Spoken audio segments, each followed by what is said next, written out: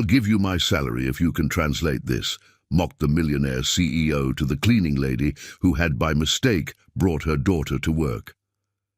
Hi, my beautiful family. Let's start with a prayer. Dear God, please continue to guide my healing, strengthen my body, calm my heart, and bless my YouTube family, each soul who supports me with love, prayers, and kindness. Protect them and fill their lives with peace. Amen. This is your Mr. Peter. I'm still in New York receiving treatment, but I'll be back in just 2 days by God's grace. I know some of you may feel sad not hearing my voice today, and I truly feel that. But please, my family, don't leave the story in the middle. Stay till the end. Your love means everything, and please, like and comment. Even one like or one comment from you can help keep this channel alive. James is here with love, but I'm holding your hearts from afar. Now let's begin today's story with all the love we share. Sometimes the most beautiful love stories begin with the cruelest moments, when two hearts discover each other in the depths of humiliation and find something worth fighting for. The October rain hammered against the floor-to-ceiling windows of the 42nd floor like angry tears from heaven, each drop reflecting the cold fluorescent lights of Ian Nichols' corner office. At 45, Ian commanded his empire from behind a mahogany desk that cost more than most people's cars, his steel-gray eyes scanning quarterly reports with the precision of a predator. The numbers should have satisfied him. Nichols' Global Enterprises was thriving, his net worth climbing toward the billion-dollar mark. But satisfaction was a luxury Ian Nichols had forgotten how to feel. The clock on his desk showed 11:47 p.m., but sleep was for those who had something to dream about. Ian lived in a world of mergers, acquisitions, and board meetings, where emotions were weaknesses and human connections were merely transactions. His penthouse apartment waited empty 30 floors above, as sterile and lifeless as the man who inhabited it. "Mr. Nichols?" The tentative voice from his doorway made him look up sharply. A woman stood silhouetted against the hallway light, her cleaning cart beside her like a faithful companion. Even in the dim light, Ian could see she was beautiful in the way that working-class women often were, real, unpolished, with an honesty that money couldn't buy. Her dark hair was pulled back in a simple ponytail, and her uniform was clean but worn. What made Ian's breath catch, however, was the small figure hiding behind her legs. "I'm so sorry to disturb you, sir," the woman continued, her voice carrying a slight tremor. "I'm Jillian Sharman, the night cleaner. My babysitter canceled at the last minute, and I couldn't find anyone else. It's just for tonight, I promise. She'll be very quiet." The child, a little girl with enormous brown eyes and curly hair, peeked out from behind her mother's legs. She was clutching a small, battered stuffed rabbit and wearing a dress that had clearly been carefully mended more than once. Despite its age, the dress was immaculately clean, and there was something about the way the child held herself that spoke of careful upbringing and gentle discipline. Ian's first instinct was ice-cold fury, his building, his rules, his sanctity violated by this presumptuous cleaning woman and her spawn. But as he opened his mouth to deliver the cutting dismissal that would end both their evenings and probably her employment, his eyes fell on the yellowed envelope lying open on his desk, his grandmother's final gift, discovered just that morning in the safe deposit box he'd finally gotten around to clearing. Inside was a letter written in flowing French script, words that danced across the page like music he couldn't hear. The letters seemed to mock him, swimming and shifting whenever he tried to focus, just as they had since childhood. His expensive lawyers couldn't translate it, claiming it was too archaic. But Ian knew the truth. The words were his enemy, as they'd always been. His dyslexia had been a carefully guarded secret for 30 years, hidden behind wealth and power. But this letter, this final message from the one person who'd ever read to him without judgment, remained locked away like everything else he couldn't decode. An idea formed in his mind, cruel, petty, and completely unworthy of a man of his stature. But Ian Nichols had spent so many years building walls around his heart that cruelty had become his default language. "You," he said, his voice carrying the authority of a man accustomed to absolute obedience. "Come here." Jillian's protective instincts flared immediately. She'd worked enough jobs for enough powerful men to recognize danger when she heard it. But she needed this position desperately, and her 6-year-old daughter Rhonda was already exhausted from the day's celebrations. "Yes, sir," she said, stepping forward but keeping Rhonda safely behind her. Ian picked up the letter, his movements deliberate and predatory. "Since you've seen fit to bring children into my office, perhaps you can make yourself useful." He held up the French letter, his smile sharp as a blade. "I'll give you my entire month's salary if you can translate this, but when you fail, and you will fail, you're fired for bringing that child here." The words hung in the air like a challenge, and suddenly the office felt charged with electricity. From the hallway, Ian's late-night staff began to filter in, drawn by the commotion. Beatrix Crenshaw, his sharp-tongued assistant, appeared first, her perfectly styled blonde hair and designer clothes making Jillian's simple uniform look even more shabby by comparison. "Oh my goodness," Beatrix said with false sweetness, her voice carrying clearly through the office. "Did someone actually bring their kid to work? How unprofessional." Harold Whitfield, the company's lead counsel, emerged from his office down the hall, briefcase in hand. "What's all this commotion, Ian? Some sort of security breach?" "Just the cleaning staff getting ideas above their station," Beatrix replied with a cruel laugh. "Apparently this one thinks she can translate French, probably can't even read English properly." Marcus Riverstone, head of security, joined the growing crowd. "Should I escort them out, Mr. Nichols? We can't have unauthorized personnel in the building after hours." The chorus of snickers and whispered comments began. "Look at that poor kid in those thrift store clothes. Trailer trash thinking they're smart. Probably welfare queens trying to scam their way into easy money. The child looks just as vacant as the mother." Each word was a carefully aimed arrow designed to wound, and Ian watched with cold satisfaction as Jillian's cheeks flushed red with humiliation. This was what happened when people forgot their place in his world. But something extraordinary happened next. Instead of crumbling, instead of fleeing with her daughter in tow, Jillian Sharman lifted her chin and stepped forward. Her brown eyes, which had seemed so gentle moments before, now blazed with quiet dignity and unmistakable intelligence. "May I see the letter, please?" she asked, her voice steady despite the cruel laughter surrounding her.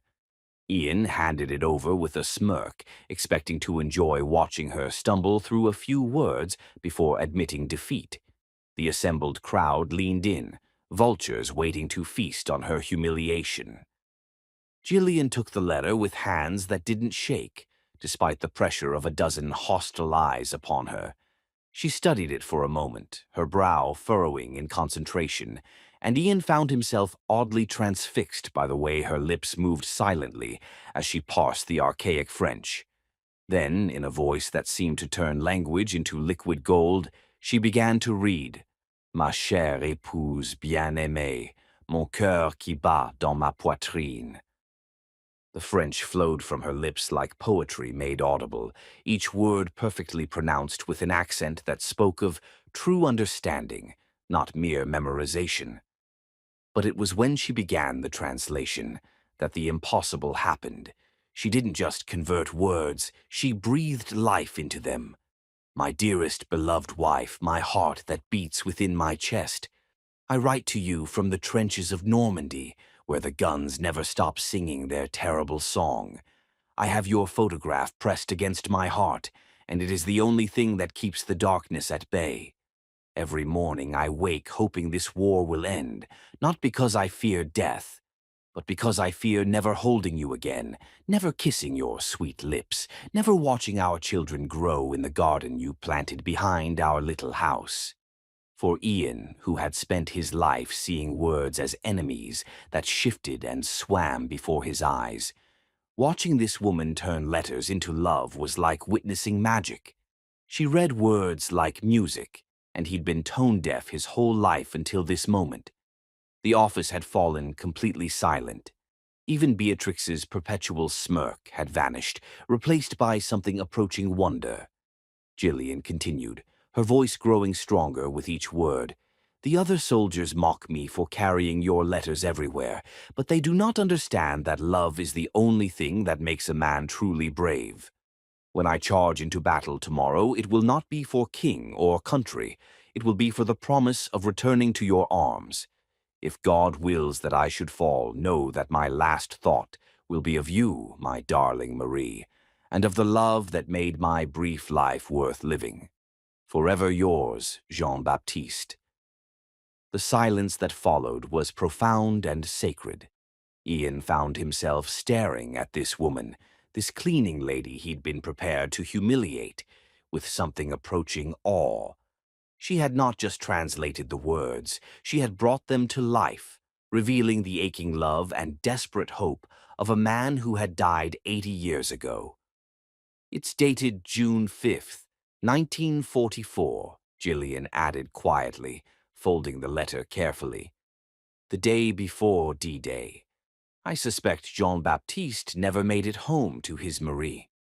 Harold Whitfield cleared his throat awkwardly. Beatrix seemed to have lost her voice entirely. Marcus looked at his shoes, suddenly uncomfortable with his earlier judgment. Ian, meanwhile, felt something crack inside his chest. A wall he'd built so carefully, so thoroughly, that he'd forgotten it was there. This woman had just accomplished something his team of highly paid experts couldn't do, and she'd done it with a grace and dignity that made his cruel test seem petty and small. But it was what happened next that would rewrite the story of Ian's guarded heart. Tears began to fall down Gillian's cheeks, not tears of humiliation or defeat, but tears of genuine emotion for the long-dead soldier and his Marie. She knelt down to her daughter's level, pulling the little girl close, and when she spoke, her voice carried the weight of every sacrifice love demands. Today is my daughter's 6th birthday, Mr. Nichols. I brought her with me tonight because I couldn't bear to leave her alone on her special day, and I couldn't afford to miss work. Her voice carried the music of dignity under pressure. I don't need your salary, sir. Money can't buy what I already have. A daughter who loves me and a love that makes me rich beyond measure. I just wanted to buy her a cake tomorrow and maybe a small toy. Please don't fire me. She's all I have in this world, and this job lets me take care of her. In that moment, Ian saw something he'd forgotten existed. A love so pure it transformed poverty into wealth, turned weakness into strength, made cleaning offices feel like building kingdoms. This woman possessed something his billions couldn't purchase, the ability to find light in darkness, to speak of love as if it were the only currency that mattered. The little girl, Rhonda, looked up at Ian with those enormous brown eyes, completely trusting despite the hostile crowd surrounding them. In that moment, Ian saw something he'd forgotten existed. Innocence, vulnerability, and the fierce protective love of a mother for her child.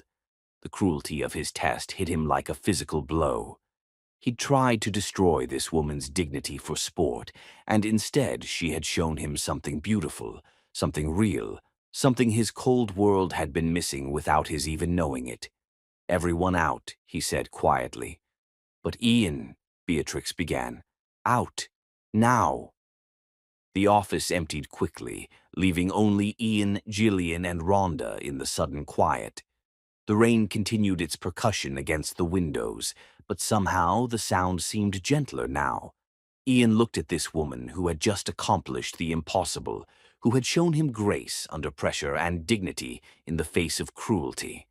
Something in his frozen heart began to thaw, and for the first time in years, Ian Nichols felt genuinely ashamed of himself. "I'm sorry," he said, the words foreign on his tongue. That was inexcusable.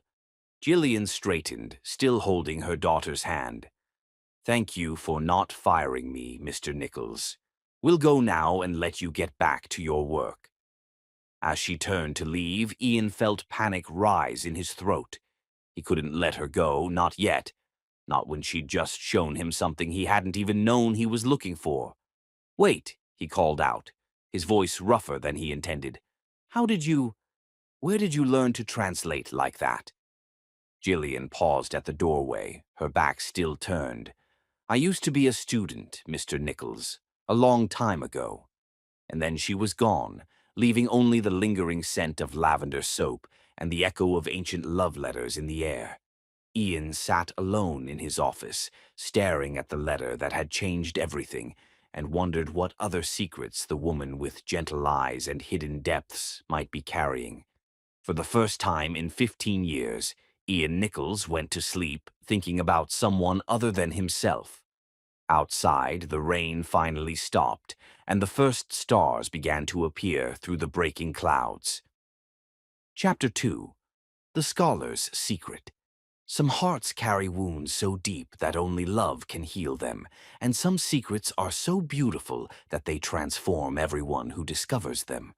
The morning sun painted Jillian's tiny studio apartment in shades of gold and hope, but she barely noticed as she stood at the kitchen counter, carefully counting the crumpled bills from her tip jar. $23.47, enough for a small birthday cake from the grocery store bakery and maybe a coloring book for Rhonda. It wasn't much, but it would have to be enough. Mommy, is it really my birthday?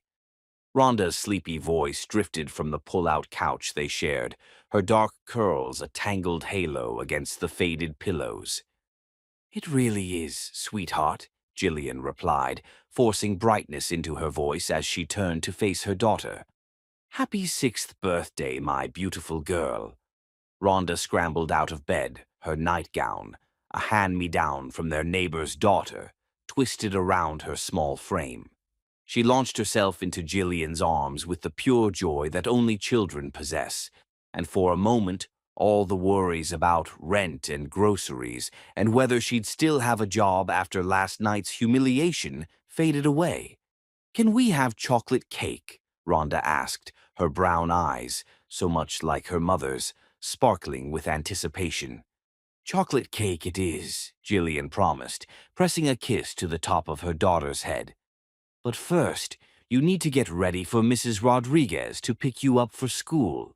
As Rhonda scampered off to brush her teeth, Jillian's smile faltered. Last night's encounter with Ian Nichols played through her mind like a recurring nightmare.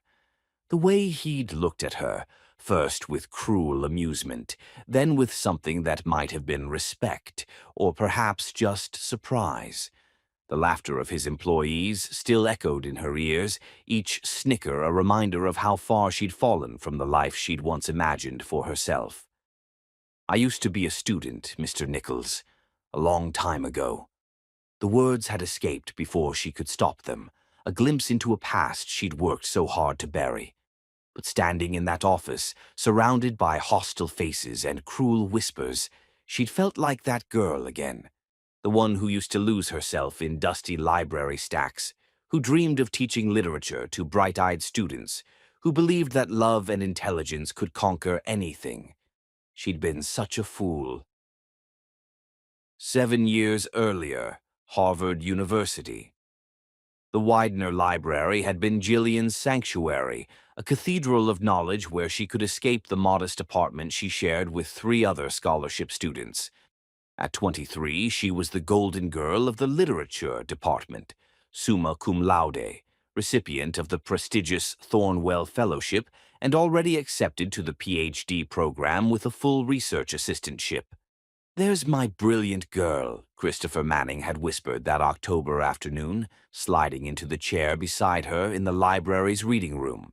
Even now, 8 years later, Jillian could still remember the way her heart had skipped at his words, the way his perfectly styled blonde hair caught the light filtering through the tall windows.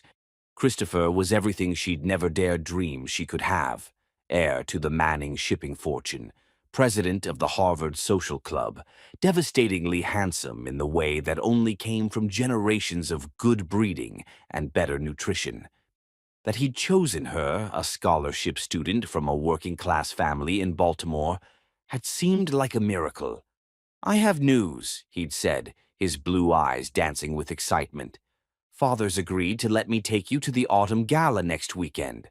The whole Boston elite will be there, senators, judges, old money families. You'll need a new dress, of course." Jillian had protested about the expense, but Christopher had waved her concerns away with the casual generosity of someone who'd never worried about money.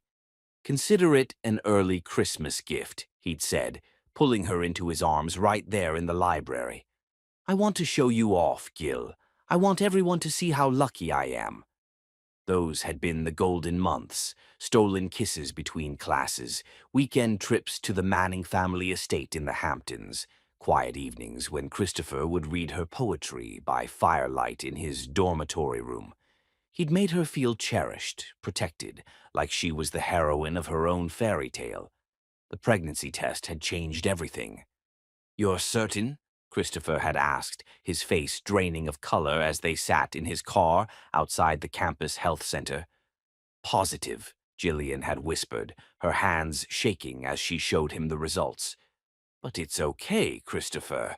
We'll figure this out together. Maybe we can move up the wedding." "Wedding?" The word had come out sharp, almost angry. "Jillian, we're not. I mean, we never talked about marriage. We're just kids ourselves." The first crack had appeared in her fairy tale then, small but significant. "I thought, the way you talked about our future, about introducing me to your family." "As my girlfriend," Christopher had said carefully. "Not my. Gil, you have to understand. My family has expectations. There are traditions, responsibilities. I can't just—" In her naive trust, Jillian had never questioned the timing, never doubted that the child was his. They'd been exclusive for months, or so she'd believed. Only later would she realize that Christopher's business trips and family obligations had provided ample opportunity for other relationships. He'd never finished that sentence, but Jillian had heard the unspoken words anyway. "I can't just marry a scholarship student and throw away my inheritance." The Manning family had acted swiftly and ruthlessly. First came the lawyers, offering her money, enough to take care of the problem and finish her education in comfort. When she'd refused, the threats had begun. Christopher's father had connections everywhere, on the Harvard Board of Trustees, in the academic world, in the media. One word from him could destroy her future before it began. "Just sign the papers, Jillian," Christopher had pleaded during their final meeting, his eyes refusing to meet hers. "Say the baby isn't mine. Take the money and disappear. We can both pretend this never happened." "How can you ask me to do that?" she'd whispered, her hand instinctively moving to her still flat stomach. "This is our child, Christopher. Our baby." "It's a mistake," he'd replied, his voice hollow. "A mistake that will ruin both our lives if we don't fix it now." In the end, Jillian had chosen love over money, truth over convenience. But Christopher had chosen differently. He'd signed a legal document denying paternity. His family's lawyers had spread whispers of academic fraud and moral turpitude. And within a month, Jillian found herself expelled from Harvard on trumped-up plagiarism charges that she couldn't fight without resources she didn't have. 8 months later, she'd given birth to Rhonda in a county hospital in Baltimore, holding her daughter's tiny hand and promising that they would survive this together, that somehow she would build a life worthy of this perfect little soul. She'd kept that promise, even if the life she'd built looked nothing like the one she'd dreamed of. Present day, Nichols Global Enterprises. 42 floors above Jillian's apartment, Ian Nichols sat in his office staring at a computer screen filled with information that made his chest tight, with something he couldn't quite name. Marcus Riverstone had done his job with typical efficiency, compiling a comprehensive background report on Gillian Sharman in less than 12 hours. The facts were laid bare in cold, clinical language. Harvard University Literature Department, 3.97 GPA, summa cum laude graduate, recipient of multiple academic honors and fellowships. Then the abrupt end. Expelled just months before graduation, no explanation given in the official records. A baby born 8 months later, father listed as unknown. 8 years of minimum wage jobs, moving from city to city, always just scraping by. But it was the photograph that made Ian's breath catch. An image from the Harvard student newspaper, showing a young woman receiving some academic award. The smile was radiant, confident, full of dreams and possibilities. It was Gillian's face, but transformed by hope in a way Ian had never seen. What had happened to steal that light from her eyes? "Sir?" Beatrix appeared in his doorway, her usual smugness replaced by something more cautious. "I have the Morrison contract ready for your review." Ian barely glanced up. "Later." "But the deadline." "I said later." The snap in his voice made Beatrix retreat hastily, leaving Ian alone with his growing obsession. He couldn't stop thinking about last night, the way Gillian had stood so straight despite the cruelty surrounding her, the way she'd translated that letter with such emotion and skill, the way she'd put her daughter's needs above her own dignity. When was the last time someone had impressed him so thoroughly? When was the last time anyone had surprised him at all? More importantly, when was the last time he'd felt genuinely ashamed of his own behavior? The little girl's face haunted him too, those trusting brown eyes, the careful way she'd held her battered stuffed rabbit, the birthday dress that had clearly been mended with love and hope. Today was her birthday, and here he was, a billionaire sitting in his ivory tower, while that child was celebrating with whatever her mother could scrape together. The thought made him sick. Ian picked up his phone and dialed. "Marcus, I need you to do something for me, discreetly." "Of course, sir. I want you to go to FAO Schwartz. I don't know, what do 6-year-old girls like?" There was a pause. "Sir?" "Toys, Marcus. Birthday gifts. The best they have. Price is no object." Ian found himself pacing, energy coursing through him in a way it hadn't in years. "Books, too. Educational ones, but beautiful. Art supplies. A dollhouse. No, 2 dollhouses. One for now and one for when she outgrows the first. How many items would you like me to purchase?" Ian stopped pacing. How many gifts did a normal child receive for their birthday? He realized he had no idea. His own childhood birthdays had been cold, formal affairs, expensive gifts presented by servants, consumed in silence while his parents worked. "Enough to fill a car," he said finally. "And Marcus? Have them delivered to the building's lost and found office. Anonymous delivery, no return address. Make sure they're wrapped beautifully. Lost and found, sir." "People find things there sometimes," Ian said, surprising himself with the smile in his voice. "Amazing things, life-changing things." That evening, Gillian's apartment. Rhonda's birthday dinner had been simple but perfect. Spaghetti with marinara sauce, green beans from a can, and the small chocolate cake from the grocery store bakery. Rhonda had blown out 6 candles and made a wish, her eyes squeezed tight with concentration. "What did you wish for, sweetheart?" Gillian had asked, clearing the paper plates from their tiny table. "I can't tell you, or it won't come true," Rhonda had replied solemnly. But it was something really, really good. Now, with Rhonda finally asleep, Gillian sat at the table grading practice essays for the tutoring service that provided her day income. The pay was terrible, but at least it let her use her education for something meaningful. She was deep in correcting a student's analysis of Romeo and Juliet when her phone rang. "Gillian, it's Mrs. Chen from the building office." The voice was excited, almost breathless. "You need to come down here right away. Someone left a delivery for you in Lost and Found, but there's been some kind of mistake. There are boxes everywhere." Boxes? Jillian's heart skipped. Had someone complained about last night? Was she being evicted? "Just come down, honey. You need to see this." Jillian threw on her robe and slipped downstairs, leaving Rhonda sleeping peacefully. The building's small Lost and Found office was blazing with light, and Mrs. Chen was standing in the doorway with the expression of complete bewilderment. "I don't understand it," the older woman said, gesturing helplessly at the room behind her. "Someone called this morning, said they were delivering items for the Lost and Found. I thought maybe it was a few boxes of old clothes or something, but this—" Jillian stepped into the room and gasped. The small space was filled floor to ceiling with beautifully wrapped presents in pink and gold paper, each one tied with silk ribbons. There had to be dozens of them, some small enough to hold in one hand, others large enough that she'd need help carrying them. A card attached to the largest box simply read, "For the birthday girl who deserves magic."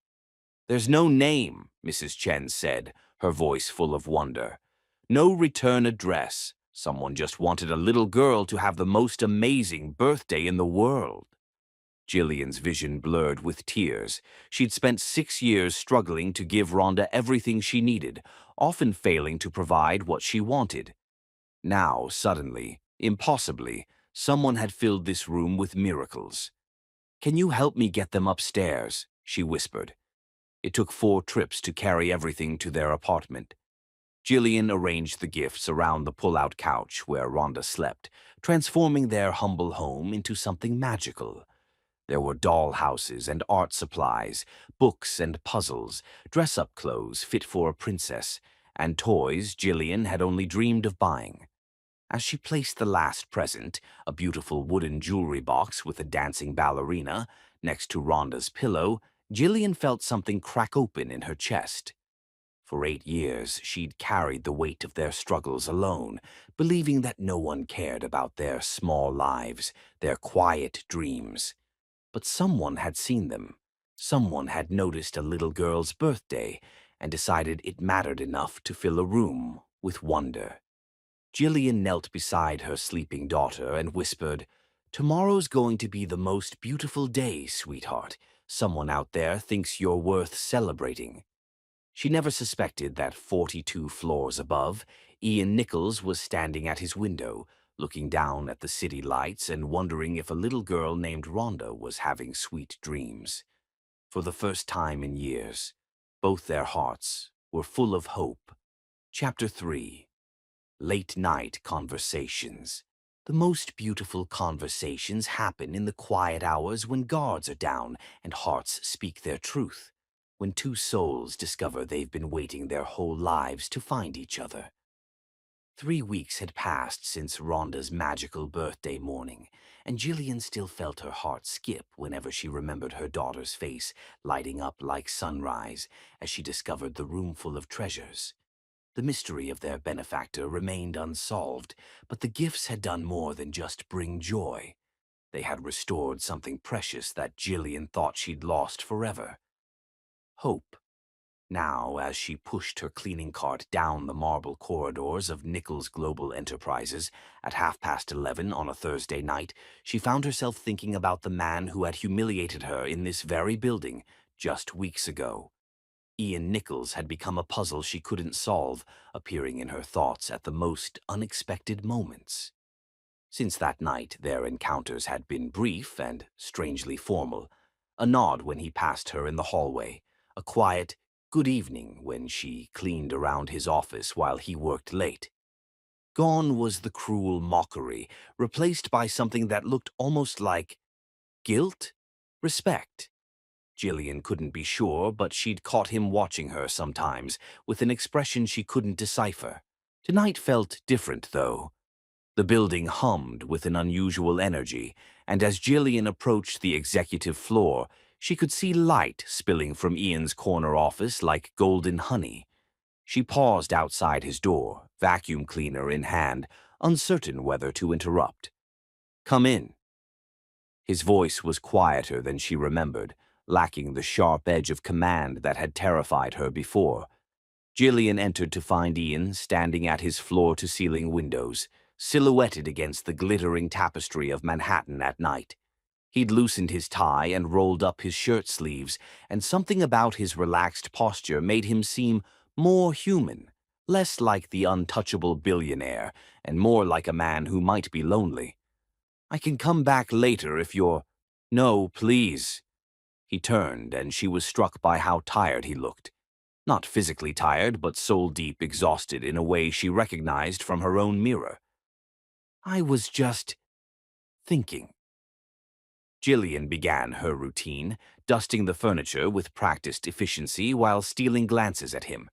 He'd settled into the leather chair beside his bookshelf, and she couldn't help but notice the titles: philosophy, literature, poetry, mixed in with the business texts, surprising choices for a man she'd assumed cared only for profit margins. "Les fleurs du mal," she said softly, her fingers tracing the spine with reverence. "Baudelaire. Beauty is the sole legitimate province of the poem. I wouldn't have expected—" Ian felt the familiar shame rise in his throat. "You wouldn't have expected a man like me to appreciate poetry? I can't properly read." The words escaped before he could stop them, and Gillian turned, seeing something vulnerable flicker across his features. "I meant," she said gently, "I wouldn't have expected someone who commands boardrooms to find time for beauty. Reading isn't about the mechanics, Mr. Nichols. It's about the soul recognizing truth. Some people see words, others feel them." Her response was like a key turning in a lock he'd thought was rusted shut forever. "I've always been better at feeling them than seeing them," he admitted quietly. "Then you understand poetry better than most," Gillian said, and for the first time in 30 years, Ian felt his dyslexia wasn't a weakness to hide, but simply another way his mind worked. "Once upon a time," she admitted, moving to dust the desk that separated them. "A lifetime ago." "What happened?" The question hung in the air between them, loaded with implications. Gillian's hands stilled on the mahogany surface. How could she explain the fall from grace? The dreams that had crumbled, the choice she'd made to sacrifice everything for the tiny life growing inside her. "Life happened," she said finally. "Sometimes we don't get to keep the things we love most." Ian was quiet for a long moment, and when she glanced up, she found him studying her with something that looked like understanding. "I know something about that," he said softly. Against every instinct screaming at her to maintain professional distance, Gillian found herself asking, "Do you know about losing things you love?" A shadow crossed his features. "I lost my parents when I was 25, car accident on their way to my graduation from business school. I thought, I thought I'd have time to make them proud of me, time to show them that their investment in my education had been worth it." He paused, his fingers tracing the edge of a silver frame on his desk. "I threw myself into building this company afterward, told myself it was what they would have wanted. But sometimes I wonder if I was just running from the pain." The vulnerability in his admission took Gillian's breath away. Here was the man who commanded boardrooms and struck fear in his competitors, revealing the wounded son who still carried his parents' loss like a stone in his chest. "I'm sure they would have been proud," she said gently. "Look what you've built. How many people you employ. How many lives you've touched." Ian's laugh was bitter. "Have I touched lives? Or have I just accumulated wealth while keeping everyone at arm's length?" He gestured around the opulent office. "Sometimes I wonder if this is all there is. Endless meetings, contracts, acquisitions. I can't remember the last time I felt connected to anything real." Something in his tone broke Gillian's heart. She'd been so focused on survival, on being strong for Rhonda, that she'd forgotten there were different kinds of poverty. This man had everything money could buy and nothing that actually mattered. Connection isn't about grand gestures, she heard herself saying. It's about small moments, like reading a bedtime story or sharing a joke or just seeing someone, really seeing them. Is that what you miss most about your old life? Gillian considered the question, surprised by its thoughtfulness. I miss the conversations, the way ideas could come alive when you discussed them with someone who understood, who challenged you to think deeper. I miss feeling like my mind mattered. It does matter. The words came out more forcefully than Ian seemed to intend. Your translation that night. I've been thinking about it ever since. The way you brought that soldier's love to life made everyone in the room feel his pain and hope. That's not just intelligence, that's art. Tears pricked at Gillian's eyes. When was the last time someone had spoken to her like this? When had anyone acknowledged that she was more than just a cleaning lady, more than just a struggling single mother? Thank you, she whispered. You have no idea how much I needed to hear that. They fell into a comfortable silence, the weight of mutual understanding settling between them. Gillian continued her work, but the atmosphere had shifted. The formal distance was dissolving, replaced by something warmer, more intimate. Tell me about your daughter, Ian said suddenly. Rhonda, isn't it? Gillian's face lit up instantly. She's incredible. 6 years old and already reading chapter books. She wants to be a teacher when she grows up so she can help kids learn about everything in the whole world. She laughed softly. Her curiosity is endless. Last week she asked me why the sky is blue, and when I tried to explain about light wavelengths, she asked why light has wavelengths in the first place. She sounds remarkable, like her mother. The compliment hung in the air, and Gillian felt heat rise in her cheeks again.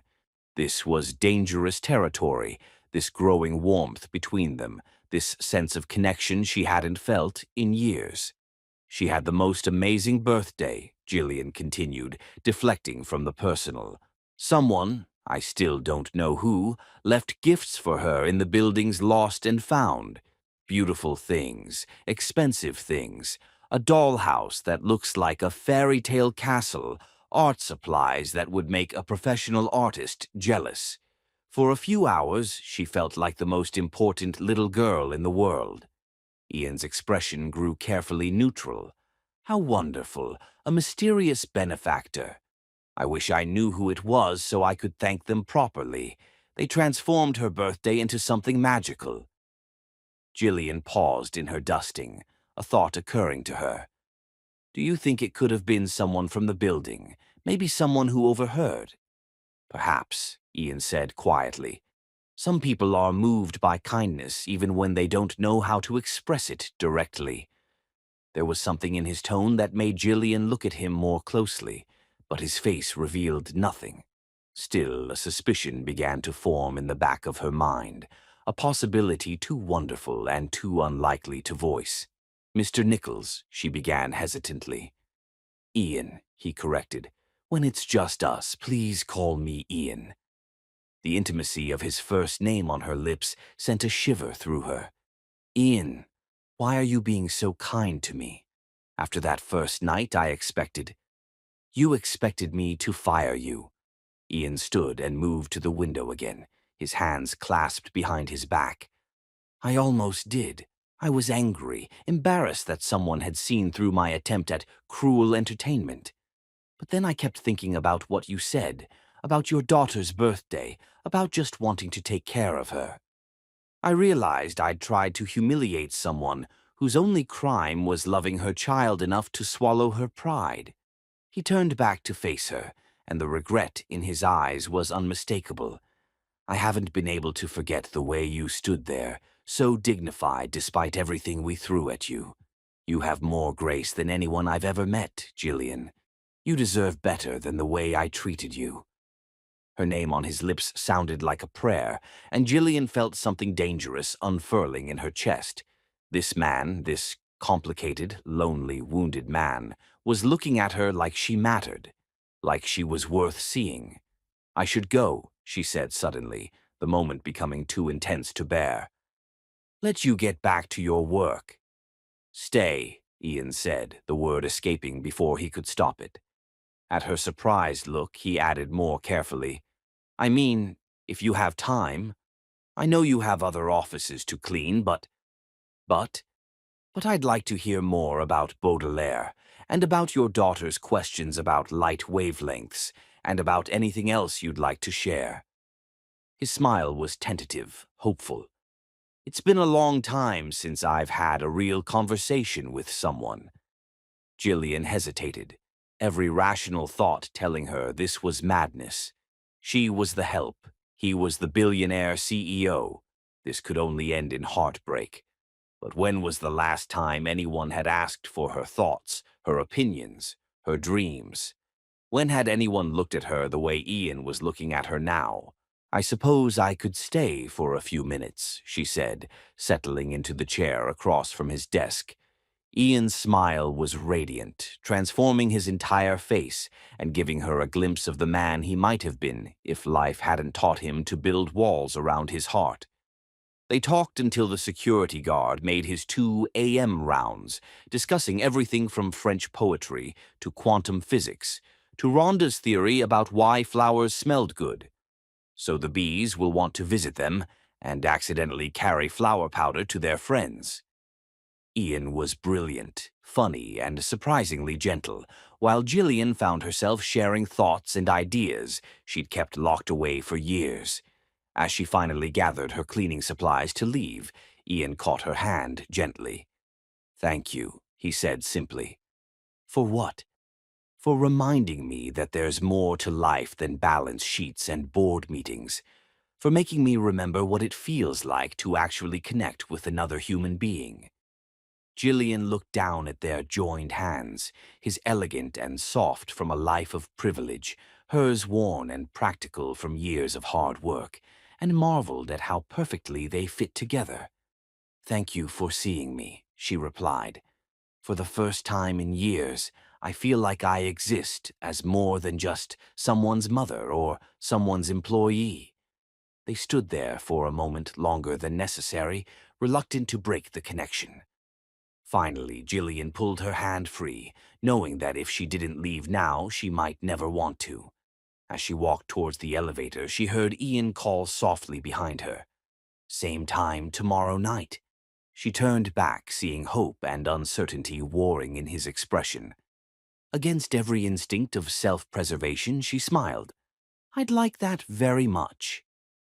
The elevator doors closed between them, but Jillian could still feel the warmth of his hand on hers, could still see the way his eyes had lit up when she agreed to return. For the first time since Christopher's betrayal, she found herself looking forward to tomorrow. 42 floors below, she stepped out into the night air, unaware that Ian was still standing at his window, watching her small figure disappear into the city lights and counting the hours until he could see her again. Chapter 4. The Unexpected Proposal. When love begins to blossom, even the most practical arrangements can become the foundation for something beautiful and true. The morning light filtering through the executive floor's windows caught the dust motes dancing in the air like tiny stars, but Ian's attention was completely focused on the woman kneeling beside his bookshelf, carefully organizing the volumes that had somehow become scattered during their late-night conversations over the past 2 weeks. Jillian moved with quiet grace, her slender fingers trailing along the leather spines as she arranged them by author. She'd abandoned her cleaning cart 20 minutes ago in favor of what she called proper literary organization, and Ian found himself mesmerized by the way her face lit up when she discovered a particularly beloved title. "You have first editions of Dickens," she said, her voice filled with wonder as she cradled a copy of Great Expectations. "These must be worth a fortune." "They belonged to my grandmother," Ian replied, settling into his chair to watch her work. "She left them to me, though I suspect she would have preferred I actually read them rather than use them as office decoration." "Have you read them?" Jillian asked, glancing over her shoulder with that smile that had begun to haunt his dreams. Ian felt heat rise in his cheeks. I've been meaning to. Time always seems to slip away. Time doesn't slip away, Gillian said gently. We just fill it with things that matter less. She pulled the book from the shelf and held it out to him. Start with this one. Pip's story of love and loss, of learning what really matters in life. I think you'd find it relevant. Their fingers brushed as he took the book, and Ian felt that now familiar jolt of electricity that seemed to spark whenever they touched. Over the past fortnight, these moments had multiplied. Accidental contact as she handed him coffee, her hand on his shoulder when she leaned over to point out something interesting in a document, the way she'd briefly touched his arm when he'd shared a particularly painful memory about his parents. Each touch was innocent, professional, but underneath lay a current of something deeper, something that made Ian's carefully controlled world feel suddenly full of possibilities. Gillian, he said suddenly, the words tumbling out before he could stop them. I want to offer you something. She turned from the bookshelf, her brown eyes curious. Oh? Ian stood and began pacing, nervous energy coursing through him. He'd been planning this for days, but now that the moment had arrived, he felt like a schoolboy asking someone to the dance. I've been thinking about our conversations, about your background in literature, your obvious intelligence and insight. He paused, running a hand through his hair. It's criminal that your talents are being wasted on cleaning when you could be doing so much more. A shadow crossed Gillian's face. Mr. Nichols, Ian, I appreciate the sentiment, but I'm not qualified for anything else. I never finished my degree, and even if I had, my record. Intelligence like yours shouldn't be wasted, Ian said, his voice rough with emotion. But more than that, you have a gift I've spent my life envying. You read words like they're love letters from the universe. Do you have any idea what that looks like to someone who's spent 30 years seeing letters as enemies? Gillian's breath caught. Ian ... I have severe dyslexia, he said simply, the words falling between them like stones in still water. Words swim and shift and mock me. I've built an empire despite being unable to read a simple sentence without aids, without adaptive software, without memorizing everything twice as hard as everyone else. His voice dropped to a whisper. But you make language into music. You don't just deserve this position, Gillian. You could teach me things about words that I've never learned. And in return? Her voice was carefully neutral, but Ian caught the wariness underneath. In return, you'd be well compensated, have excellent benefits, and work in an environment that respects your intelligence. Ian stopped pacing and faced her directly. This isn't charity, Gillian. This is recognition of your worth. For a long moment she was silent, her fingers worrying the hem of her uniform. When she finally spoke, her voice was quiet and uncertain. I've heard this song before, Ian. A powerful man offering to change my life, to give me everything I've ever wanted. It didn't end well the last time. The pain in her voice made Ian's chest tight. Someone had hurt her badly, had used her hopes and dreams against her. The thought made him want to find whoever had done this and make them pay. I'm not him, Ian said softly. Whoever hurt you, whoever made you stop trusting in possibilities, I'm not him. How can I be sure? The question came out as barely a whisper. Ian moved closer, stopping just within arm's reach. Because I'm not asking you to trust me blindly. I'm asking you to trust yourself. You're extraordinary, Gillian. You translate ancient French like you were born speaking it. You have insights into literature that would impress university professors, and you've raised a daughter who radiates joy and curiosity, despite every obstacle life has thrown at you. Tears gathered in Gillian's eyes. You make it sound so simple. Maybe it is simple. Maybe we've both been making it more complicated than it needs to be. Ian's voice grew gentler. What's the worst that could happen? If it doesn't work out, if you decide you want something different, you can leave. But if you never try, I'll never know what might have been, Jillian finished, echoing words she'd told herself countless times over the years. Exactly. Ian smiled, the expression transforming his usually serious face. Besides, I have selfish reasons for wanting you to say yes. Such as? I've gotten addicted to our conversations, to the way you see the world, the way you make me think about things differently. If you worked during the day, we could talk more. I could learn more from you. Learn from me? Jillian laughed, but it was tinged with disbelief. You're a billionaire CEO. What could I possibly teach you? How to be human again, Ian said simply. How to see beauty in small things. How to care about something more than profit margins. He paused, his voice dropping to barely above a whisper. How to remember what it feels like to hope.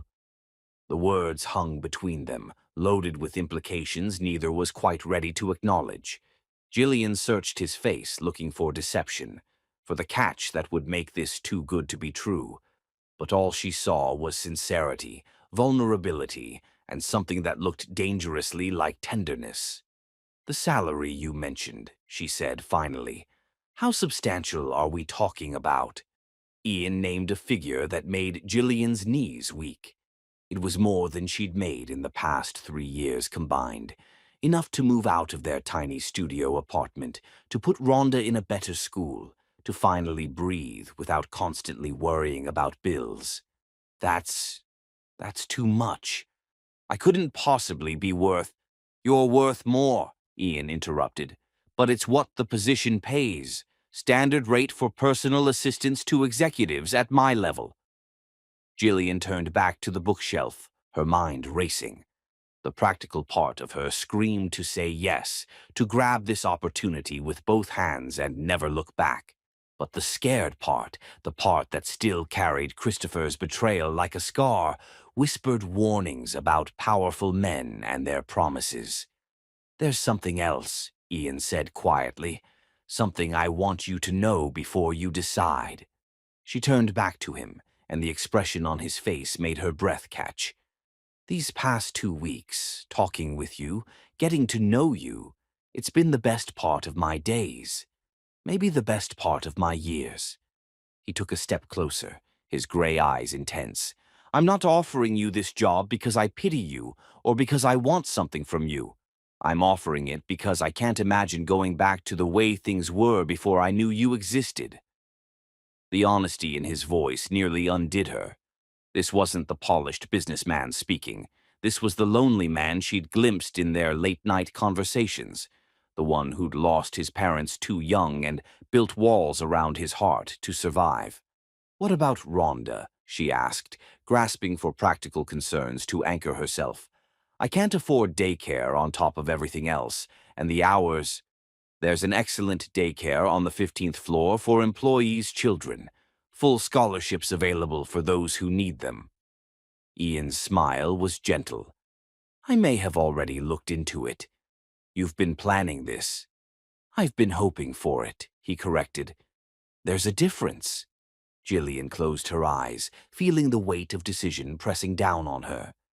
Every instinct told her this was too risky, too much like the fairy tale that had shattered her world before. But when she opened her eyes and saw Ian watching her with such careful hope, she realized that maybe, just maybe, some fairy tales were worth the risk. I have conditions, she said finally. Relief flooded Ian's features. Name them.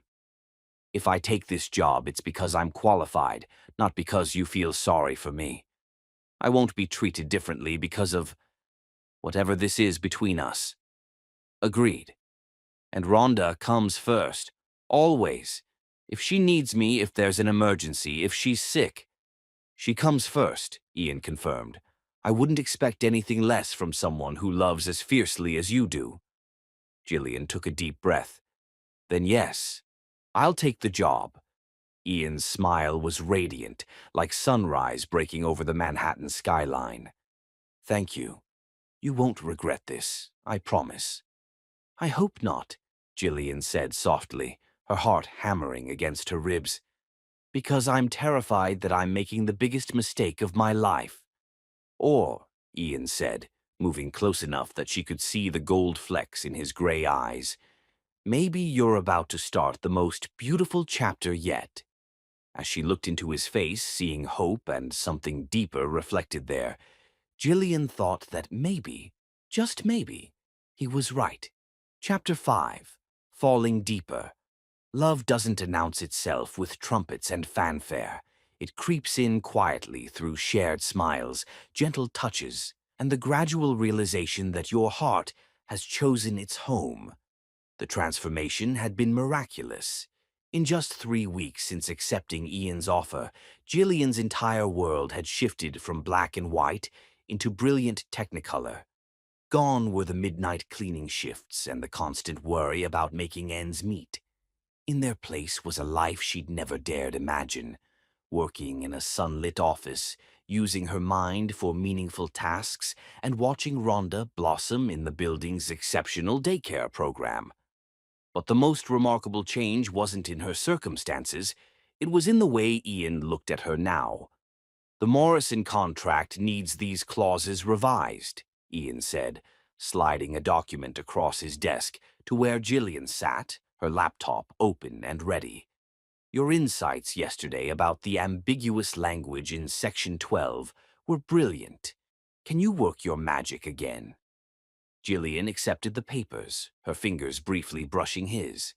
Even after weeks of such innocent contact, the touch still sent electricity coursing through her veins. I'll have it ready by this afternoon. No rush, Ian said, his gray eyes warm with something that looked dangerously like affection. I know you want to pick up Rhonda early today for her ballet fitting. The fact that he remembered such details about her daughter's schedule made Jillian's heart flutter. Ian had seamlessly woven himself into the fabric of their small family's routine, asking about Rhonda's day, celebrating her small victories, and somehow making their happiness feel like his own priority. As if summoned by their conversation, a small knock sounded at the office door. Come in, Ian called, his entire demeanor softening in anticipation. Rhonda burst through the door like a ray of sunshine, her dark curls bouncing and her school uniform slightly rumpled from a day of 6-year-old adventures. She'd grown comfortable in this space over the past weeks, treating Ian's office like an extension of their own home. Mr. Ian, she exclaimed, running straight to him with the unguarded affection of childhood. Look what I made you. Ian's face lit up as he lifted Rhonda onto his lap, accepting the construction paper card she thrust at him, with the reverence most people reserved for priceless artwork. Let me see this masterpiece. Jillian watched from her chair, her heart swelling as Ian carefully examined Rhonda's creation, a wonky house drawn in crayon with 3 stick figures standing in front, a tall one, a medium one, and a tiny one with curly hair. That's you, and that's Mommy, and that's me, Rhonda explained, pointing to each figure. We're all together at our house. Our house, Ian repeated softly, his voice thick with emotion. Well, it's not our house yet, Rhonda amended with 6-year-old practicality. But maybe someday. Mommy says someday we might have a house with a yard where I can plant flowers and maybe get a puppy. Jillian felt heat rise in her cheeks.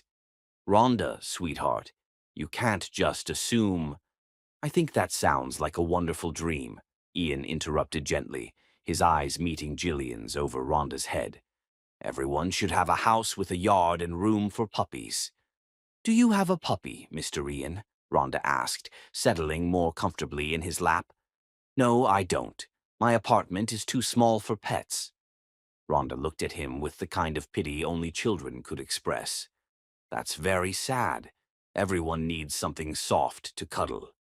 Ian's arms tightened around the little girl, and Jillian saw something vulnerable flicker across his features. You're absolutely right. I've been missing something soft to cuddle. The tenderness in his voice made Jillian's breath catch. This powerful man who commanded boardrooms and struck million-dollar deals was being undone by a 6-year-old's simple wisdom and artless affection. "Maybe you could share mine sometimes," Rhonda offered generously. "I have Mr. Bunny, and he's very good at cuddling.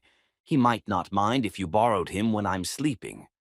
"That's very generous of you," Ian said seriously. "I'd be honored to borrow Mr. Bunny for cuddles." Watching them together, Rhonda's small hands gesturing animatedly as she told Ian about her day, his patient attention to every word, the way he smoothed her curls with unconscious gentleness, Jillian felt her carefully constructed defenses crumbling. This wasn't the cold businessman who'd tried to humiliate her months ago. This was a man learning to love and being transformed by it. "Mommy, can Mr. Ian come to my ballet recital on Saturday?" Rhonda asked suddenly, turning to face Jillian with pleading eyes. "All the other kids have daddies coming, and I know Mr. Ian isn't my daddy, but maybe he could pretend just for the recital." The innocent request hit Jillian like a physical blow. In all her efforts to give Rhonda a stable, loving home, she'd never been able to fill the father-shaped hole in her daughter's life. Now, here was Ian, who'd somehow slipped into that role so naturally that Rhonda was asking him to play the part officially. "Sweetheart," Jillian began carefully, "Mr. Ian is very busy and—" "I'd love to come," Ian said quietly, his eyes never leaving Jillian's face. "If your mother agrees, there's nothing I'd rather do on Saturday than watch you dance." "Really?" Rhonda bounced in his lap with excitement. "You'll come see me be a butterfly?" "I wouldn't miss it for the world," Ian promised, and Jillian could see he meant every word. After Rhonda skipped back to daycare, promising to practice her butterfly steps, an awkward silence settled over the office. Jillian busied herself organizing files, acutely aware of Ian's gaze following her movements. "You don't have to come to the recital," she said finally, not looking up from her papers. "I know Rhonda put you on the spot." "She didn't put me on the spot." Ian's voice was gentle but firm. "I want to be there, Jillian. I want to be part of this, part of her life, part of yours." The words hung between them, loaded with implications that made Jillian's heart race. Ian, ... "I know this is complicated," he continued, rising from his desk to move closer to her. "I know you have reasons to be cautious, to protect yourself and Rhonda. But these past weeks, watching you bloom in this job, seeing Rhonda light up when she talks about her day, being part of your routine, it's been the best time of my life." He stopped in front of her chair, close enough that she could smell his cologne, could see the sincerity burning in his gray eyes. "I'm falling for you, Jillian," he said simply. "For both of you. And I hope, that maybe you're falling too." Jillian's breath caught. She'd been trying so hard to maintain professional boundaries, to convince herself that the electricity between them was just gratitude and proximity. But looking into his face now, seeing the vulnerability there, she couldn't lie to herself anymore. "This is dangerous," she whispered. "Why?" "Because you're you and I'm me. Because last time I trusted someone like you, it destroyed everything. Because Rhonda is already getting attached, and if this goes wrong—" Ian knelt beside her chair, taking her hands in his. "What if it goes right?" The question was so simple, so full of hope, that it nearly broke her heart. "What if it doesn't?" "Then we'll deal with it together." "But Jillian, what if we spend so much time being afraid of what could go wrong that we miss what could go beautifully, amazingly right?" Looking into his eyes, Jillian saw everything she'd been trying to deny, the way he lit up when she entered a room, the careful attention he paid to Rhonda's stories, the gentleness with which he'd helped her rebuild her confidence. This wasn't charity or manipulation. This was a man falling in love as helplessly as she was. "Saturday," she said finally. "Saturday? Come to Rhonda's recital. We'll see how it feels to be whatever this is. Ian's smile was radiant. It's going to feel like coming home. As he leaned forward, his intention clear, Gillian felt her last defenses crumble. Their first kiss was soft, tentative, a question rather than a demand. When she kissed him back, answering his question with one of her own, Ian's arms came around her, pulling her closer. The kiss deepened, becoming something desperate and necessary, 8 weeks of suppressed longing pouring out in a single perfect moment. When they finally broke apart, both were breathing hard, their foreheads pressed together. "I've wanted to do that since the night you translated that letter," Ian confessed. "I've wanted you to," Gillian admitted. "God help me, I've wanted you to." They stayed there for a long moment, holding each other, both knowing that everything had just changed between them. There would be no going back to professional distance, no pretending that this was just a job anymore. "What happens now?" Gillian asked softly. "Now," Ian said, pressing a gentle kiss to her forehead, "we see where this beautiful, terrifying thing takes us." Outside the office windows, Manhattan sparkled in the afternoon sun, but neither of them noticed. They were too busy discovering that sometimes, despite all the reasons to be afraid, love finds a way to bloom in the most unexpected places. Chapter 6. Their Secret World. Paradise isn't a place. It's the feeling of being completely known, completely accepted, and completely loved by the people who matter most. 3 months had passed since that first kiss in Ian's office, and Gillian woke each morning with the bewildering realization that her life had become something out of a fairy tale.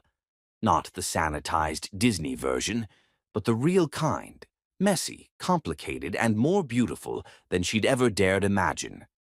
The Saturday morning light streamed through the floor-to-ceiling windows of Ian's penthouse, where she and Rhonda had begun spending weekends. What had started as casual dinner invitations had evolved into something more domestic, more permanent. Their own small apartment sat mostly empty now, a safety net neither of them wanted to acknowledge they were keeping. "Butterfly pancakes," Rhonda announced from her perch on the kitchen counter, where she was helping Ian measure flour with the serious concentration of a master chef. "They have to be perfect butterflies or they won't taste right." "Of course they have to be perfect," Ian agreed solemnly, his hair mussed from sleep and his t-shirt dusted with flour. "We can't have imperfect butterfly pancakes. That would be a breakfast tragedy."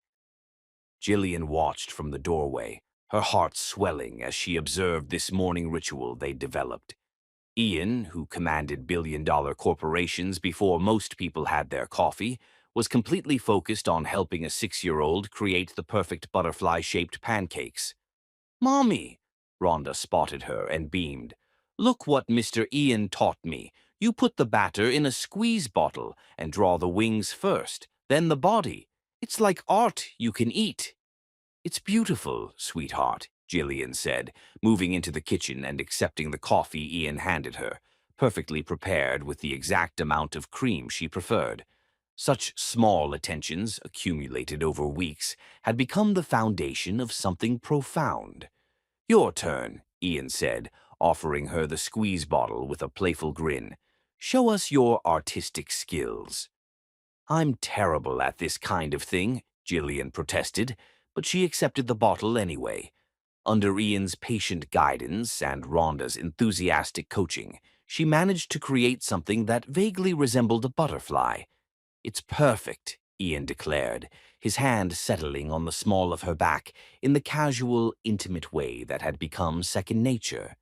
"A masterpiece."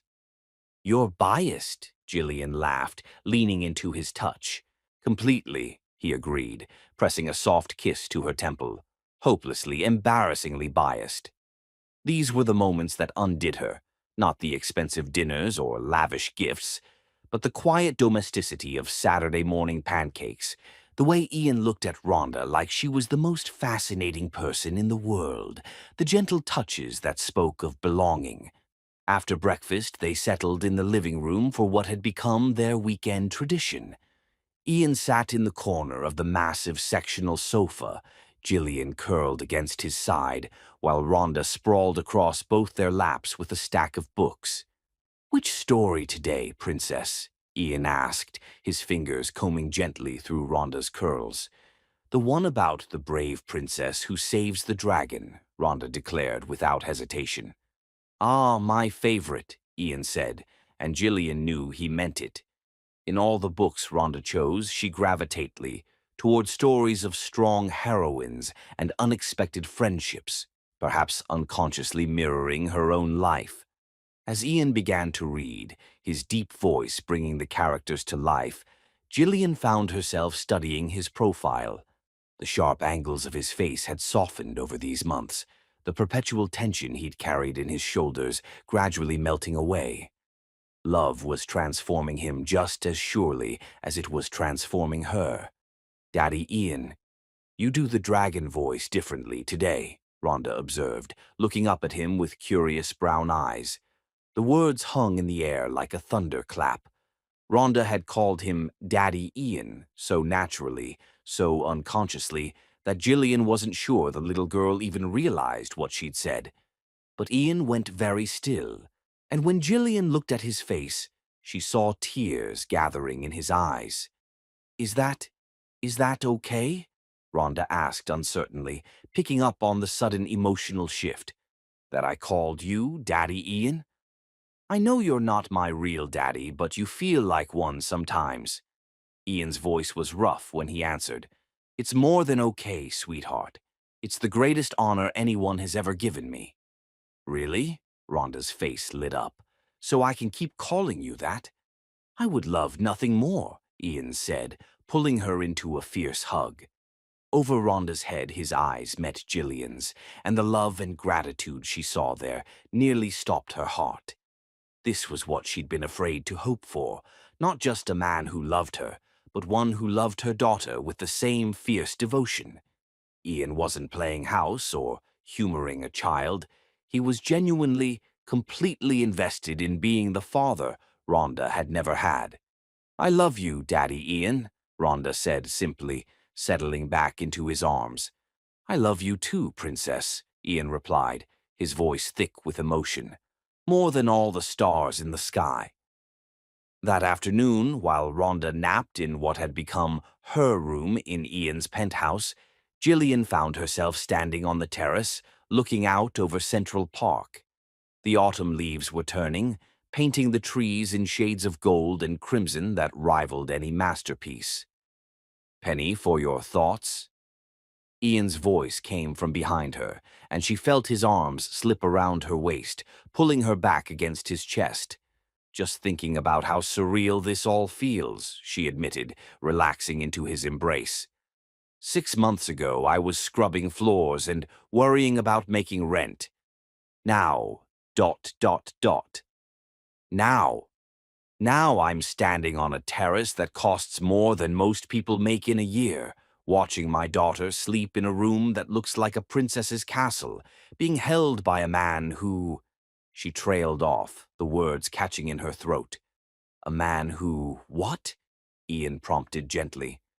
"A man who loves us," she finished quietly. "Really, truly loves us. Not who he wants us to be, not some idealized version, but exactly who we are." Ian turned her in his arms, his gray eyes serious. "Is that so hard to believe?" "It is for me," Gillian admitted. "I've spent so many years expecting the other shoe to drop, waiting for the moment when this all becomes too good to be true." "What would it take for you to believe this is real?" Ian asked. "That we're real?" Gillian studied his face, seeing nothing but sincerity and patience. "Time, I suppose, and proof that you won't run when things get difficult." "Things are going to get difficult."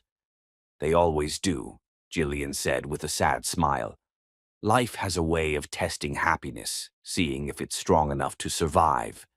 Ian was quiet for a moment, considering her words. Then he reached up and cupped her face in his hands, his thumbs tracing the line of her cheekbones. "Then let it test us," he said simply. "Let life throw whatever it wants at us. We'll face it together." "You say that now, but—" "Gillian, His voice was firm, cutting through her protest. "I'm not him. I'm not the man who hurt you, who made you believe that love comes with conditions and expiration dates. I'm here, I'm staying, and nothing is going to change that." Looking into his eyes, Jillian felt something loosen in her chest, some tightly held fear finally beginning to release. Maybe, just maybe, she could trust this. Trust him. Trust them. "I love you," she said, the words slipping out before she could second-guess them. Ian's smile was radiant. "Say it again. I love you, Ian Nichols. Despite every reason I had to protect my heart, despite every fear I've carried, I love you. And I love you, Jillian Sharman. I love your strength and your vulnerability, your brilliant mind and your generous spirit. I love the way you make pancakes into art and the way you read bedtime stories with different voices for every character. I love that you see beauty in old books and hope in impossible situations." His voice dropped to a whisper. "And I love that you trusted me enough to let me into your world, to let me love your daughter, to let me become part of your family."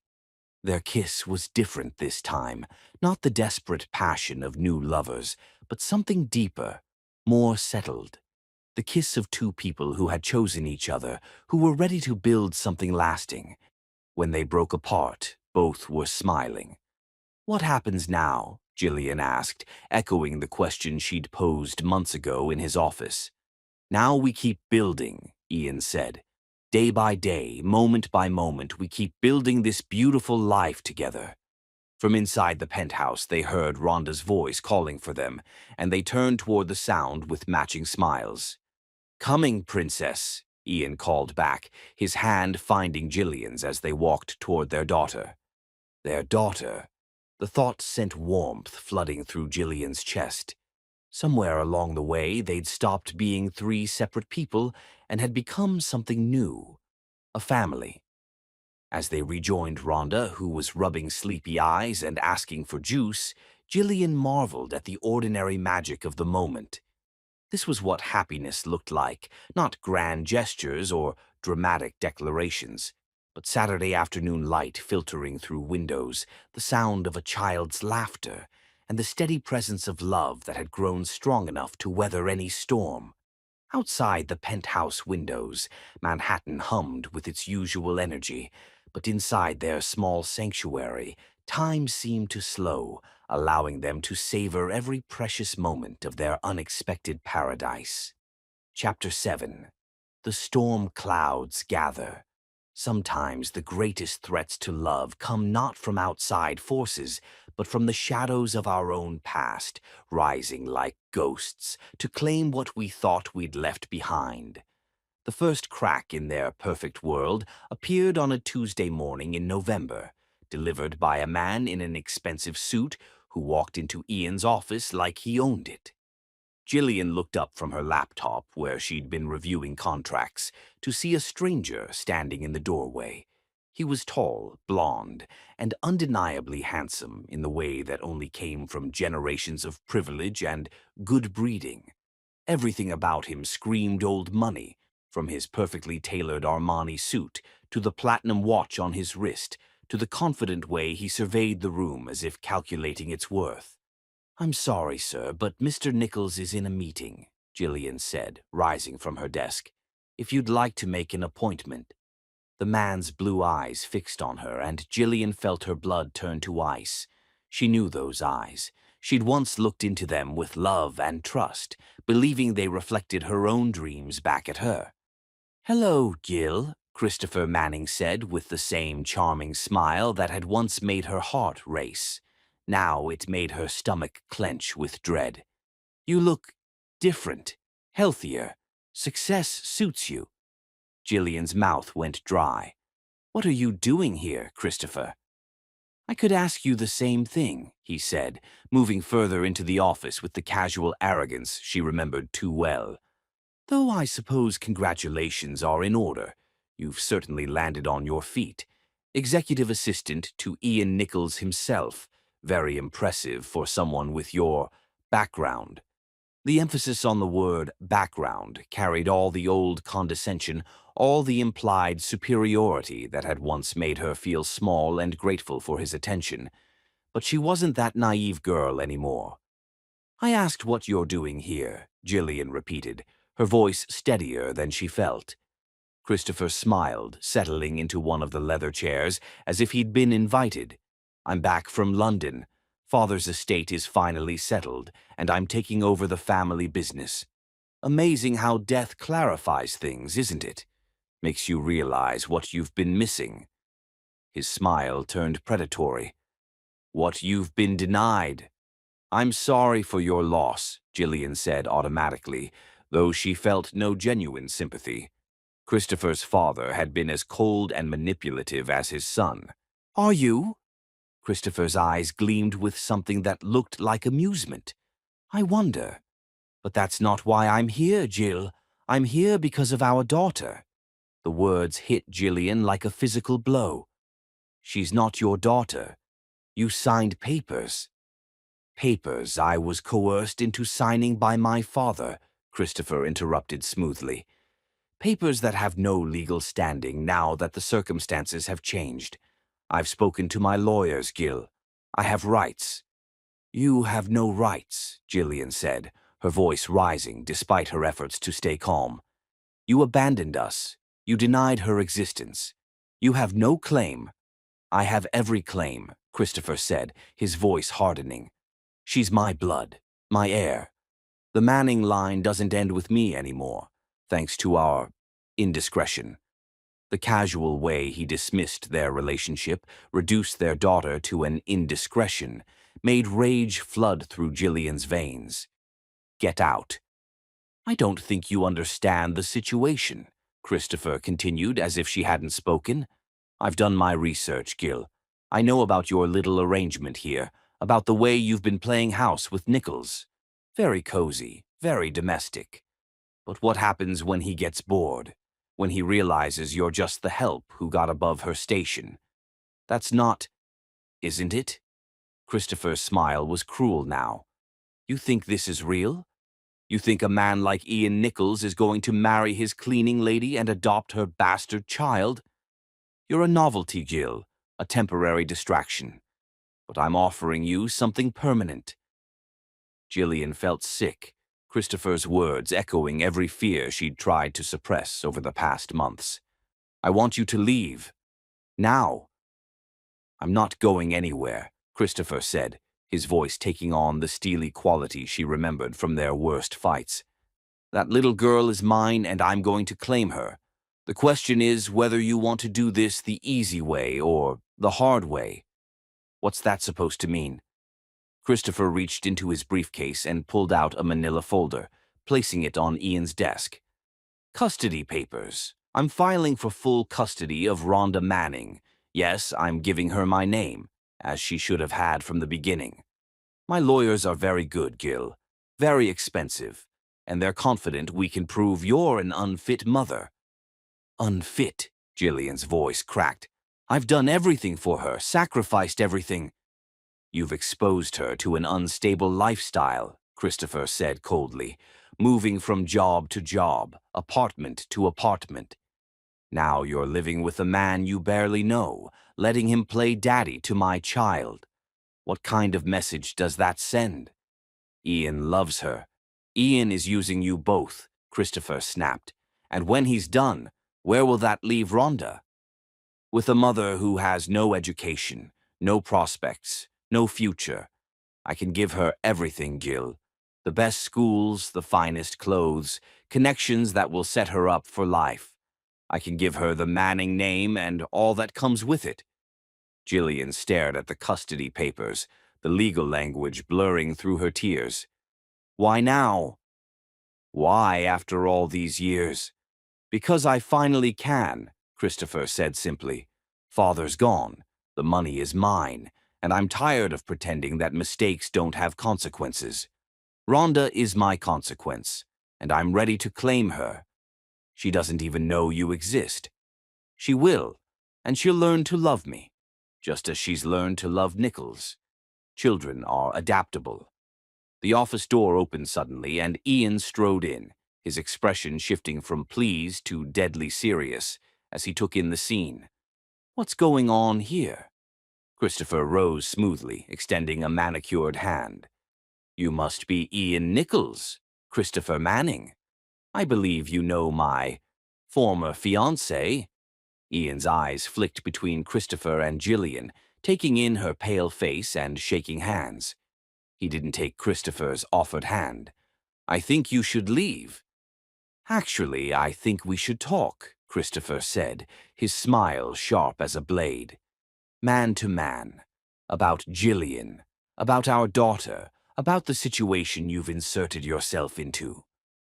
"Our daughter?" Ian's voice was dangerously quiet. "Didn't she tell you?" Christopher's feigned surprise was perfectly crafted. "Little Rhonda is mine, Mr. Nichols. My blood, my responsibility, and I'm here to reclaim what's mine." Gillian watched Ian's face change, saw the moment when Christopher's words hit home. Not doubt about her, she realized with relief, but protective fury that someone would threaten the child he'd come to love as his own. "You're not taking her anywhere," Ian said, his voice deadly calm. "I think you'll find I have every legal right—" "You have no rights," Ian interrupted. "Legal or otherwise. You abandoned them both. That makes you nothing more than a sperm donor with delusions of importance." Christopher's mask slipped for a moment, revealing the ugly anger underneath. "Be very careful, Nichols. I have resources you can't imagine, connections that go back generations. This isn't a battle you want to fight." "Watch me," Ian said, moving to stand beside Gillian, his hand settling protectively on her back. "You think your money can buy you a family?" Christopher laughed. "You think you can play house with my cast-offs and call it love? She's using you, Nichols. Just like she tried to use me. The only difference is, I was smart enough to see through it." Ian took a step forward, his hands clenched into fists, but Gillian caught his arm. "Don't," she whispered. "He's not worth it." Christopher collected his briefcase, his composure restored. "Think about my offer, Jill. Full custody, substantial financial support for you, a clean break that lets everyone move on with their lives. Or we do this in court, where every detail of your sordid little history gets aired for the world to see." He paused at the door, his smile returning. "Oh, and Nichols? When this all falls apart, and it will, remember that I warned you. Some people are just born for better things, and some people aren't. The tragedy is when they don't know the difference." After he left, the office fell into heavy silence. Gillian sank into her chair, her entire body shaking with the aftermath of adrenaline and terror. "Gillian," Ian said softly, kneeling beside her chair. "Look at me." She raised her eyes to his, expecting to see doubt, suspicion, or worse, the beginning of withdrawal. Instead, she saw only love and fierce determination.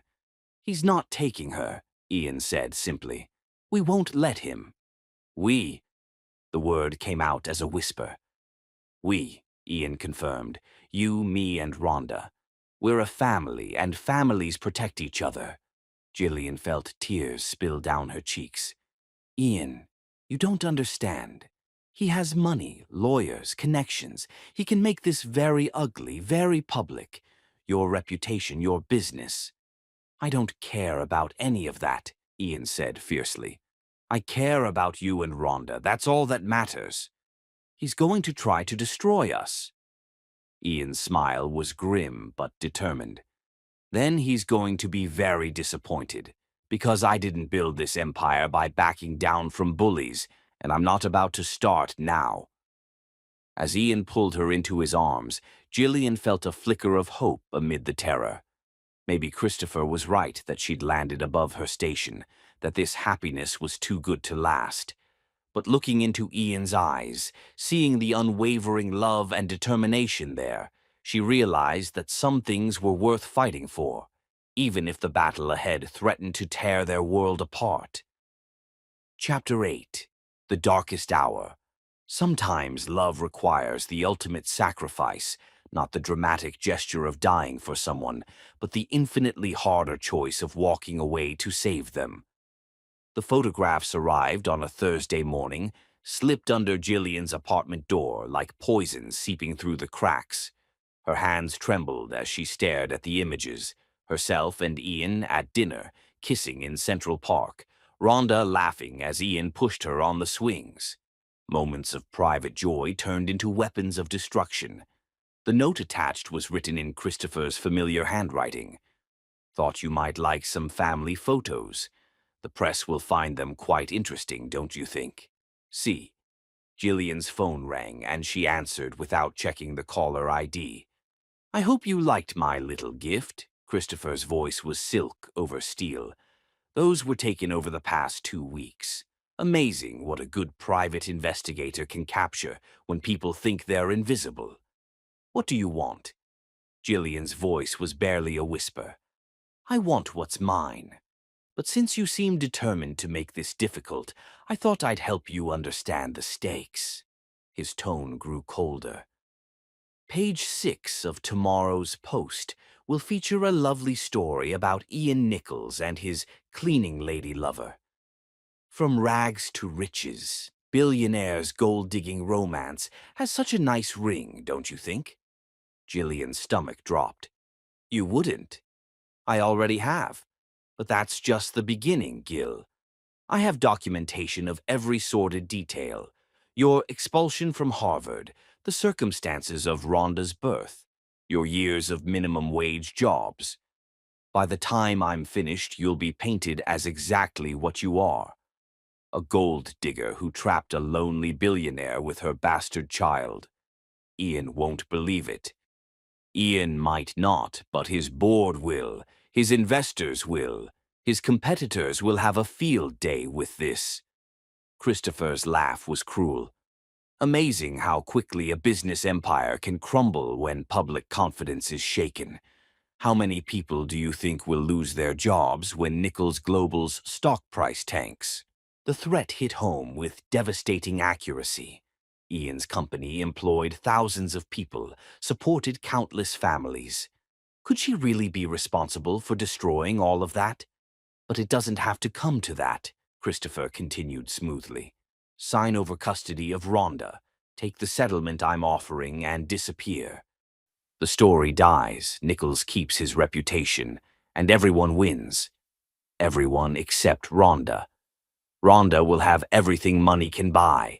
The best education, social connections, a future that extends beyond whatever scraps you can manage to provide.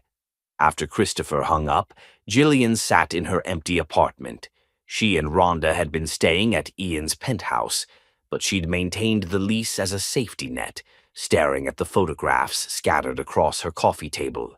Each image showed a moment of happiness that Christopher would twist into something ugly, predatory. The worst part was that some small, poisonous voice in her head whispered that maybe he was right. Maybe she was reaching above her station. Maybe she would end up costing Ian everything he'd worked for. Her phone buzzed with a text from Ian. Can't wait to see you and Rhonda tonight. Made reservations at that little Italian place she loves. Our table, 7 p.m. Our table. As if they were a real family, as if this was permanent, as if love was enough to overcome the vast difference in their worlds. Jillian's hands shook as she typed back, Something's come up. Can we reschedule? The response came immediately. Everything okay? I can come over. Number. Just need some time to think. There was a long pause before his reply. Jillian, you're scaring me. What's wrong? Instead of answering, Jillian turned off her phone. The next morning, the story hit exactly as Christopher had promised. Jillian stood at a newsstand staring at her own face on the front page of the New York Post. The headline screamed, Made to Millionaire, Billionaire CEO's Cinderella Story or Gold-Digging Scandal. The article was a masterpiece of character assassination disguised as human interest. It painted her as a calculating woman who'd deliberately placed herself in Ian's path, using her daughter as bait to trap a lonely billionaire. Every detail of her past was twisted into evidence of manipulation. Her academic background became proof of her intelligence at deception. Her years of struggling became evidence of desperation. Even her love for Rhonda was portrayed as mercenary calculation. The photographs showed them at their most intimate moments, but the captions told a different story. Ian's tender smile as he watched Rhonda became billionaire besotted with employee's child. Their kiss in the park became public displays of affection fuel speculation about gold digger's success. By noon, the story had been picked up by every major news outlet. Social media exploded with commentary ranging from fairy tale romance to predatory opportunism. The general consensus seemed to be that no cleaning lady could possibly deserve a billionaire's love. She had to be scheming for something. Jillian's phone had been ringing non-stop. Reporters, gossip bloggers, even talk shows wanting interviews. She'd turned it off after the fifth call from someone wanting to know how it felt to hit the jackpot. But it was the knock on her door that made her blood freeze. "Mrs. Sharman?" The woman standing in her hallway was professionally dressed, carrying an official-looking briefcase. "I'm Jennifer Walsh from Child Protective Services. I need to speak with you about your daughter." Jillian's legs nearly gave out. "I'm sorry, what?" "We've received reports about your living situation, about potential instability that might affect your child's welfare. I need to ask you some questions and observe the home environment." "Reports from whom?" Jennifer Walsh's expression was carefully neutral, but Jillian could see the judgment in her eyes. "That's confidential. May I come in?" The next hour was a nightmare of invasive questions and thinly veiled accusations. Where was Rhonda staying? How much time did she spend with Mr. Nichols? Had there been any inappropriate behavior? Was Jillian using her relationship with Ian to improve her financial situation? Every answer Jillian gave seemed to dig the hole deeper. Yes, they stayed at Ian's penthouse most nights. Yes, he paid for Rhonda's daycare and other expenses. Yes, their relationship had benefits beyond the emotional. "I love him," Jillian said desperately. "And he loves us. We're not hurting anyone." "Love isn't the issue here, Mrs. Sharman. The issue is stability and appropriate boundaries. Children need consistency, not to be moved between households based on their mother's romantic relationships." When Jennifer Walsh finally left, she took with her a piece of paper that made Jillian's world collapse, a temporary custody evaluation order. Rhonda would need to be interviewed by a court-appointed psychologist. Their living arrangements would be monitored. And until the evaluation was complete, any significant changes to Rhonda's environment, like a potential marriage or adoption, were prohibited. Jillian sank onto her couch, surrounded by the photographs Christopher had sent and the newspaper clippings that painted her as a predator. Everything she'd built, everything she'd dared to hope for, was crumbling around her. Her phone buzzed with another text from Ian. "Where are you? I've been calling for hours. We need to talk about this newspaper nonsense." Newspaper nonsense. As if it were that simple, as if love could overcome public scandal and legal challenges and the weight of a system designed to keep people like her in their place. Another text. "Jillian, please, whatever you're thinking, we'll handle it together. Don't shut me out." Together. The word that had once filled her with hope now felt like a lie, because the truth was, there was no together that didn't cost Ian everything. No together that didn't hurt the thousands of people who depended on his company. No together that didn't put Rhonda in the crosshairs of a custody battle she couldn't win. Jillian picked up a pen and began to write. "Ian, I can't do this anymore. I can't be responsible for destroying your life, your business, your reputation. I thought love would be enough, but I was naive. Christopher was right. Some people are born for better things, and some people aren't. The tragedy is when they don't know the difference. Rhonda and I are leaving New York. Please don't try to find us. This is better for everyone, especially you. You deserve someone who can stand beside you without bringing scandal and chaos into your world. Thank you for showing me what love could look like, even if I can't keep it.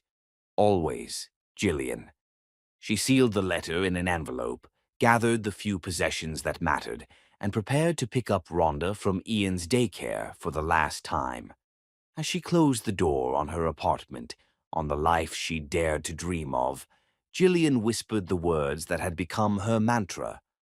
Love isn't about deserving each other. It's about protecting each other. She was wrong about many things that night. She was wrong about Ian's strength, wrong about love's fragility, wrong about her own worth. But she was right about one thing. Sometimes the greatest act of love is letting go, even when it destroys you, even when every instinct screams that you're making the biggest mistake of your life. The bus pulled away from Manhattan as dawn broke over the city, carrying with it a woman who'd learned to read the language of love perfectly, but had forgotten how to believe in happy endings. Behind her, in a penthouse office, a man sat surrounded by words he couldn't read, finally understanding that the only text that mattered had just walked out of his life. Chapter 9. Love's True Test. True love isn't measured by grand gestures in perfect moments, but by the choice to fight for each other when everything seems hopeless and the whole world stands against you. Ian stared at Jillian's letter for the 100th time in 3 days, the paper now worn soft from his desperate handling. Each word was a knife to his heart, but it was the phrase that haunted him most. You deserve someone who can stand beside you without bringing scandal and chaos into your world. She thought she was protecting him. The realization hit him like a physical blow every time he read those lines. This woman, this brave, brilliant, extraordinary woman, believed that loving him was a burden she had to carry alone. "Any word from the investigators?" Marcus Riverstone asked from his position by the office window. Ian's head of security had been working around the clock for the past 72 hours, following every lead, checking every possible destination. "Nothing concrete," Ian replied, his voice hoarse from exhaustion and grief. "They found evidence she and Rhonda took a bus to Philadelphia, but the trail goes cold after that. She's being careful, covering her tracks. She can't hide forever, not with a 6-year-old. She shouldn't have to hide at all." Ian's fist clenched around the letter. "This is my fault. I should have protected them better, should have anticipated that Christopher would escalate." "You couldn't have known. I should have known," Ian exploded, rising from his chair to pace the office like a caged animal. "I grew up in this world, Marcus. I know how vicious it can be, how quickly it can destroy anyone who doesn't belong. I let myself believe that love would be enough, that I could shield them from all of this." Marcus was quiet for a moment. "What do you want to do?" Ian stopped pacing, his jaw set with determination. "I want to destroy Christopher Manning, completely. And then I want to find my family and bring them home. The board is meeting tomorrow about the media situation. There's talk of asking for your resignation until this blows over." "Let them try." Ian's voice was deadly calm. "I built this company from nothing, and I'm not going anywhere. But first, I need you to arrange a meeting with Christopher. Tonight." "Ian, that might not be wise." "I'm done being wise. I'm done playing by rules that were designed to keep people like Jillian from having the happiness they deserve." Ian's gray eyes blazed with purpose. "Christopher Manning wants to play dirty. Fine. He's about to learn that he picked the wrong fight." The meeting took place in the elegant bar of the Saint, Regis Hotel, neutral territory that suited both men's need for discretion. Christopher sat at a corner table, nursing a whiskey and wearing the satisfied smile of a man who believed he'd already won. "Ian," he said pleasantly as Ian approached, "I have to say I'm surprised to hear from you. I assumed you'd be licking your wounds and trying to salvage what's left of your reputation." Ian slid into the opposite chair, his expression carefully controlled. "Actually, I wanted to thank you." Christopher's eyebrows rose. "Thank me? For showing me exactly what kind of man I was dealing with, for making it clear that this isn't about Rhonda's welfare or Jillian's happiness. It's about your wounded pride and need for control." "I have no idea what you mean." "Of course you don't." Ian's smile was sharp as a blade. "Tell me, Christopher, how long did it take you to orchestrate all of this?" The media campaign, the CPS report, the carefully timed character assassination. Quite an impressive operation. Christopher shrugged, not bothering to deny it. "I told you I had resources. You chose not to listen." "I chose to underestimate you. That was my mistake." Ian leaned forward, his voice dropping to barely above a whisper. "But here's what you underestimated about me. I don't just have money, Christopher. I have power, real power. And when someone threatens my family, I use it." "Your family?" Christopher laughed. "They're gone, Ian. Jillian saw sense and took my daughter where she belongs. You're fighting for ghosts." "Am I?" Ian pulled out his phone and placed it on the table. "Marcus, you're on speaker. Would you mind sharing what you discovered about Mr. Manning's recent activities?" Marcus's voice crackled through the phone's speaker. 3 offshore accounts in the Cayman Islands, all showing suspicious money transfers in the past 6 months, financial records indicating tax evasion dating back 5 years, and most interesting evidence of bribes paid to academic officials at Harvard University to ensure Miss Sharman's expulsion 8 years ago. Christopher's face had gone pale. "You're bluffing." "Am I?" Ian's smile was predatory now. "Oh, and Marcus found something else fascinating. Want to tell him about the paternity test, Marcus?" DNA evidence from hair samples obtained from Mr. Manning's apartment confirmed that he is not Rhonda Sharman's biological father. The tests show a 0% probability of paternity. The whiskey glass slipped from Christopher's hand, shattering on the marble floor. "That's impossible. I was told—" "The timing. Is it? Or did you simply assume, like many men do, that proximity equals paternity? You were sleeping with multiple women that semester, Christopher. Jillian was just the one whose pregnancy you couldn't ignore. Is it? Or is it possible that you knew all along that Rhonda wasn't yours, but you used Jillian's youth and inexperience to convince her otherwise? Used your family's power to destroy her life for the simple crime of believing you loved her?" Christopher was silent, his composure finally cracking. "Here's what's going to happen," Ian continued, his voice deadly calm. "You're going to withdraw your custody suit. You're going to publicly admit that your claims about Rhonda were false. You're going to pay for every investigator you hired, every reporter you bribed, every life you've disrupted in your pathetic attempt to control people who want nothing to do with you. And if I refuse, then the IRS gets an anonymous tip about your tax evasion. The FBI gets information about those bribes. Your business partners learn about your offshore accounts. And every major newspaper in the country gets the real story about Christopher Manning. Not the grieving heir claiming his daughter, but the vindictive sociopath who destroyed a young woman's life because she wouldn't submit to his demands." Christopher stared at him, realizing that his own weapons were being turned against him. "You can't prove any of this. I already have. The only question is whether you want to face these consequences privately or publicly." Ian stood, dropping a business card on the table. "You have 24 hours to decide. After that, I stop playing nice." As Ian walked away, Christopher called after him. "Even if you destroy me, you still lose." "She's gone, Ian. She chose to leave rather than fight for what you had. What does that tell you about how much she really loved you?" Ian paused at the bar's entrance, the words hitting their intended target. But when he turned back, his expression was serene. It tells me that she loved me enough to sacrifice her own happiness for mine. It tells me that she spent her entire adult life putting other people's needs before her own. And it tells me that it's time someone fought for her the way she's always fought for everyone else.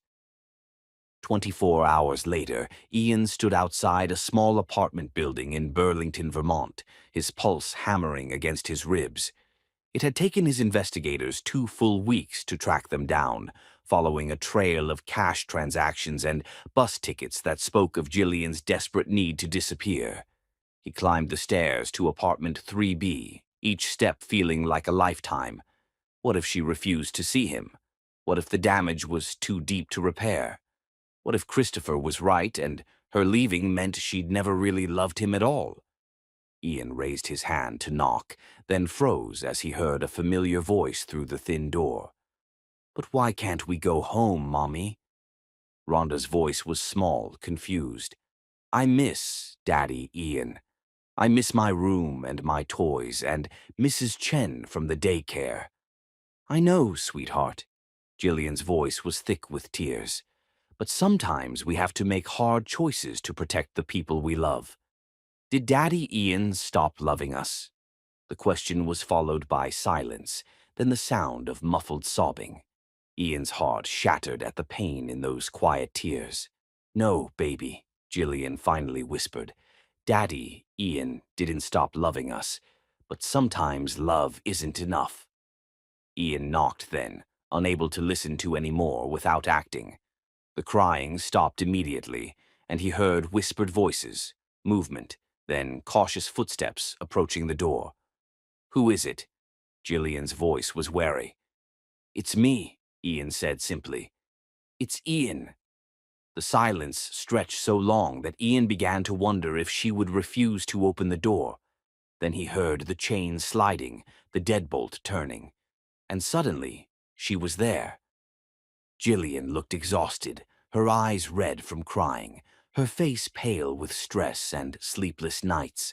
She was wearing an old sweater and jeans, her hair pulled back in a messy ponytail. She had never looked more beautiful to him. "How did you find us?" she whispered, her voice carrying every mile of distance she'd tried to put between them. "The same way I finally learned to read," Ian said simply, his words heavy with meaning. "By refusing to give up on something that mattered more than my pride, more than my fear, more than every voice telling me I wasn't smart enough or strong enough to figure it out." He stepped closer, and she could see the exhaustion in his features, the cost of 2 weeks spent searching for the other half of his soul. "I'll always find you, Jillian. No matter where you go, no matter how far you run. You're not just the woman I love. You're the language I finally learned to speak." "Daddy Ian," Rhonda's voice erupted from behind Jillian, and suddenly the little girl was launching herself into his arms, tears streaming down her face. "You came. You came for us." Ian lifted her, holding her tight against his chest, breathing in the familiar scent of her strawberry shampoo. "Of course I came, Princess. Did you really think I would let you go?" "Mommy said we had to leave to protect you," Rhonda sobbed into his shoulder. "She said the bad people wanted to hurt you because of us." "The bad people can't hurt me," Ian said firmly, his eyes meeting Jillian's over Rhonda's head. "Because the people I love are stronger than anything they can throw at us." Jillian was crying now, her hand pressed to her mouth. "Ian, you don't understand. Christopher, the media, your company—" "Is fine," Ian interrupted. "Christopher withdrew his custody suit this morning. He also issued a public apology admitting that his claims were false and that he has no parental rights to Rhonda." Jillian stared at him. "How did you—" "It turns out that bullies are usually cowards underneath. Apply the right pressure and they crumble." Ian's voice softened. "But more importantly, it turns out that DNA tests don't lie. Christopher was never Rhonda's father, Jillian. Whatever happened 8 years ago, however he convinced you otherwise, He lied to you then just like he was lying to you now.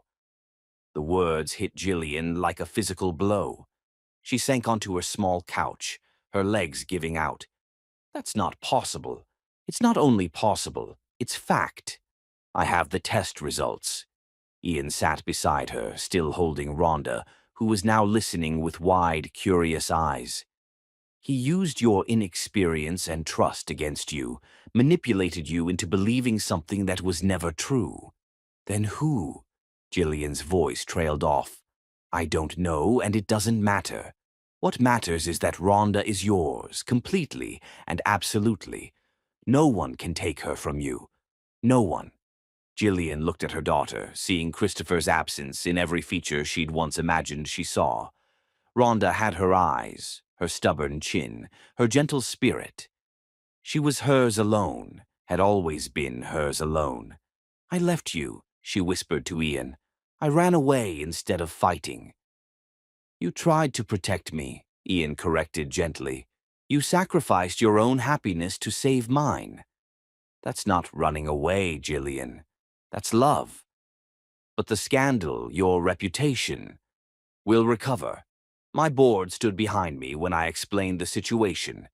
The media is already moving on to the next story, and frankly, I don't care what anyone thinks about us as long as we're together. Ian shifted Rhonda to one arm and reached for Jillian with the other, pulling her close. I love you. Both of you. Nothing else matters. I love you too, Jillian whispered against his chest. I'm sorry I ran. I'm sorry I didn't trust us enough to fight. Then come home with me, Ian said simply. Come home and let's build the life we were meant to have. As Jillian looked into his eyes, she saw everything she'd been afraid to hope for: acceptance, devotion, and the kind of love that doesn't give up when things get difficult. Yes, she whispered. Let's go home. Outside their small apartment, snow began to fall, but inside, surrounded by the warmth of love reclaimed and family reunited, none of them noticed the cold. Chapter 10. Love Conquers All. The greatest love stories don't end with happily ever after. They begin with it, as two hearts choose each other every day and build a lifetime of beautiful tomorrows. 6 months later, the morning sun streamed through the windows of the Fifth Avenue bridal boutique, casting rainbow prisms across the silk and lace that surrounded them. Jillian stood before the three-way mirror, hardly recognizing the radiant woman staring back at her. The wedding dress was perfect, elegant but not ostentatious, classic but not outdated. The ivory silk fell in gentle waves to the floor, while the delicate lace sleeves and modest neckline gave her the grace of a princess without the pretension of a queen. It was everything she'd dreamed of as a little girl, but had stopped believing she deserved. Mommy, you look like a fairy tale princess, Rhonda breathed from her perch on the velvet ottoman, her dark eyes wide with wonder. At 7 now, she was all legs and curls and boundless excitement about becoming Ian's real daughter in just 2 weeks. Do I? Jillian laughed, smoothing the silk with nervous hands. I feel like I'm playing dress-up in someone else's life. You're not playing anything, said Margaret Chen, the boutique owner who had become a friend over the months of planning. You're claiming the happiness you've always deserved. Through the mirror, Jillian caught sight of the small velvet box sitting on the dressing room table. Ian's grandmother's engagement ring, an Art Deco masterpiece he'd placed on her finger 3 months ago during a quiet dinner at home. The proposal had been perfect in its simplicity. No grand gestures or public spectacles, just Ian dropping to one knee in their living room, while Rhonda helped by holding the ring box and trying not to giggle. Will you marry me, Gillian Sharman? He'd asked, his gray eyes bright with love and hope. Will you let me spend the rest of my life proving that fairy tales can come true? Her answer had been immediate and tearful. Yes, yes, 1,000 times yes. Now, looking at herself in her wedding dress, Jillian could hardly believe that day was finally here. Mrs. Nichols to be, Margaret said with a warm smile. I think we have a perfect fit. Your groom is going to forget how to breathe when he sees you." "I hope so," Jillian laughed, then caught Rhonda's reflection in the mirror. "What do you think, sweetheart? Will Daddy Ian like it?"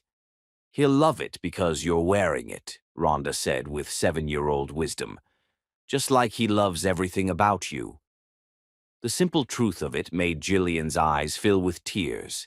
Ian did love everything about her, her past, her struggles, her dreams, even her fears. He'd proven it over and over in the months since they'd returned from Vermont, building their life together with patient devotion. He'd handled the remaining media attention with grace and firmness, making it clear that anyone who wanted access to him professionally would need to respect his family personally.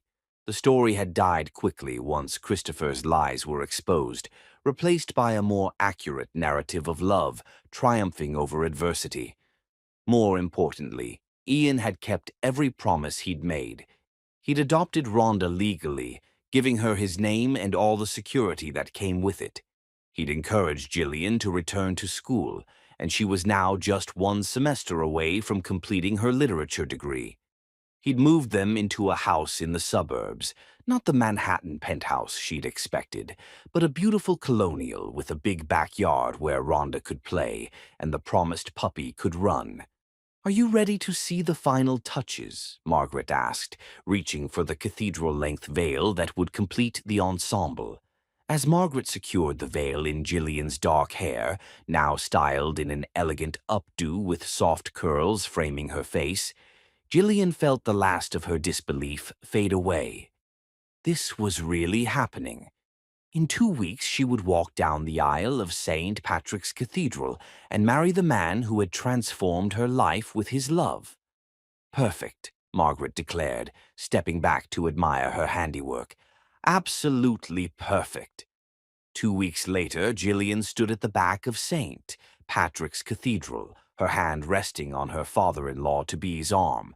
Harold Whitfield had volunteered to walk her down the aisle, a gesture that had moved her to tears when he'd offered.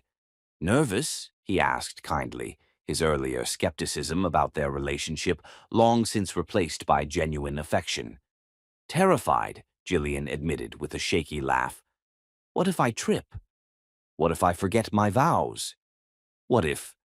What if you just focus on the man waiting for you at the altar?" Harold suggested gently.